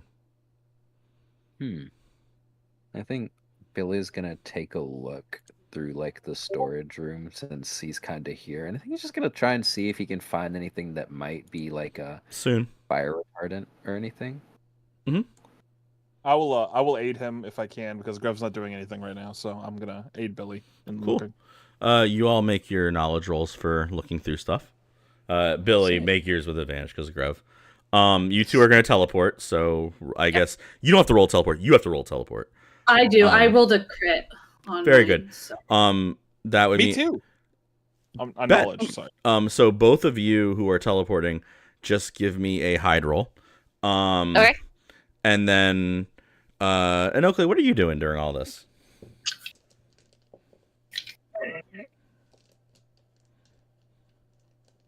I was just gonna walk down the hallway behind them. Okay. Lift is gonna follow. Lift is gonna follow her. Now you understand the look on my face. Guys, Lift is gonna follow. Of course she's gonna follow. That's why I was going with them and leaving her with the boys. No, Lift is gonna follow Oakley. Okay. Of course. Oh dear. I got a 10 with hope on my hide roll. Cool. You ever I get don't that have any bad feeling? bonuses that I can add to hide. You ever get that bad feeling, Billy? I got a 19 with hope for Very my hide. cool. Okay, so we'll discuss you all in a moment. You two rolled a crit to find your to find stuff. Yeah, Graham got a crit. I got a 15 with hope. What the hell are we looking for exactly? We're looking for fire retardant stuff. Like fire, like a fire extinguisher, or like stuff to like. The thought that Billy has is that if these things are like weak to cold, if they have anything that's meant to put out fires, especially of the arcane type, maybe it could be used against the plants, or he could rig up the explosives with it to make like a cold base like explosive. That's smart. You're looking at first. You're looking at all of the like where all the normal storage is. The shelvings and the shelves have like extra nuts, extra like little spring things, like all the tinkering stuff you could want, but none of it looks relative. It's like replacement parts for these things, or they're like extra like extra boxes to keep stuff in and stuff like that. And then against the side wall is the like foreman's area, and it has a bunch of papers and stuff like that, but it has a rack, and on the rack are these minted scrolls, and they each have little titles on them, and most of them are like this an alarm scroll, or like something to make loud noises, or like different little things, but a couple of them are marked ice wall. And that would be probably the best you're looking for, and that is, you found that because of a crit. Yeah, absolutely. I think Grev will probably like spot it, anything kind of like point like to that, and Billy goes, so there are yes. two scrolls of ice wall, and you all are just finding this together, and when you start to hear loud think like the raptors in Jurassic Park all talking to each other. No. You start to hear all of the different like howling and the screaming and moving, and you realize that that's coming from where they all are, not from where you're at. But then also in the back corner of this room, you start to see some of the shelves start to pad over like dominoes, as a couple of these larger normal xenomorph looking things kind of start to like rustle, like it almost as if there's like a pack here as well. You guys who have now walked into one, the hallway that leads to the upstairs, you will realize that the further up you go, the more infested it gets. So as you pass the hallway that leads upstairs, you see like you appear out of your arcane door. You said the way you described it was a door, like a old door that you just open. Yeah, I didn't say it creaked. You gave it that. I just said it looks like an old wooden, my point intricately carved door. You open your intricately carved door, and then as you close it, you realize at the other end of the hallway, this thing has watched you open this door, and its head kind of tilts for a second, and then you watch as all the eyes flare up on it, and it just looks upwards and makes this loud sound, think like the screeching sound, and you can see like 5 to 10 of these things start padding down the stairs. Immediately try to teleport to I was gonna walk, but I immediately just I reopen the door and step back in to go to the other. Are those modern alarms that they just got set off? The way you describe it to me is like a modern alarm that just went off, like whatever trip wire alarm. And the door like was like about to disappear, and it just like reappears, and she just backs it. Anokle, where you are, you see these things. You can see the things running down the hallway because like you said, you're walking behind them. So you can see the pack running down. The pack behind you guys are tipping down, and that's where we'd end for the night. And we'll pick up in a couple weeks here.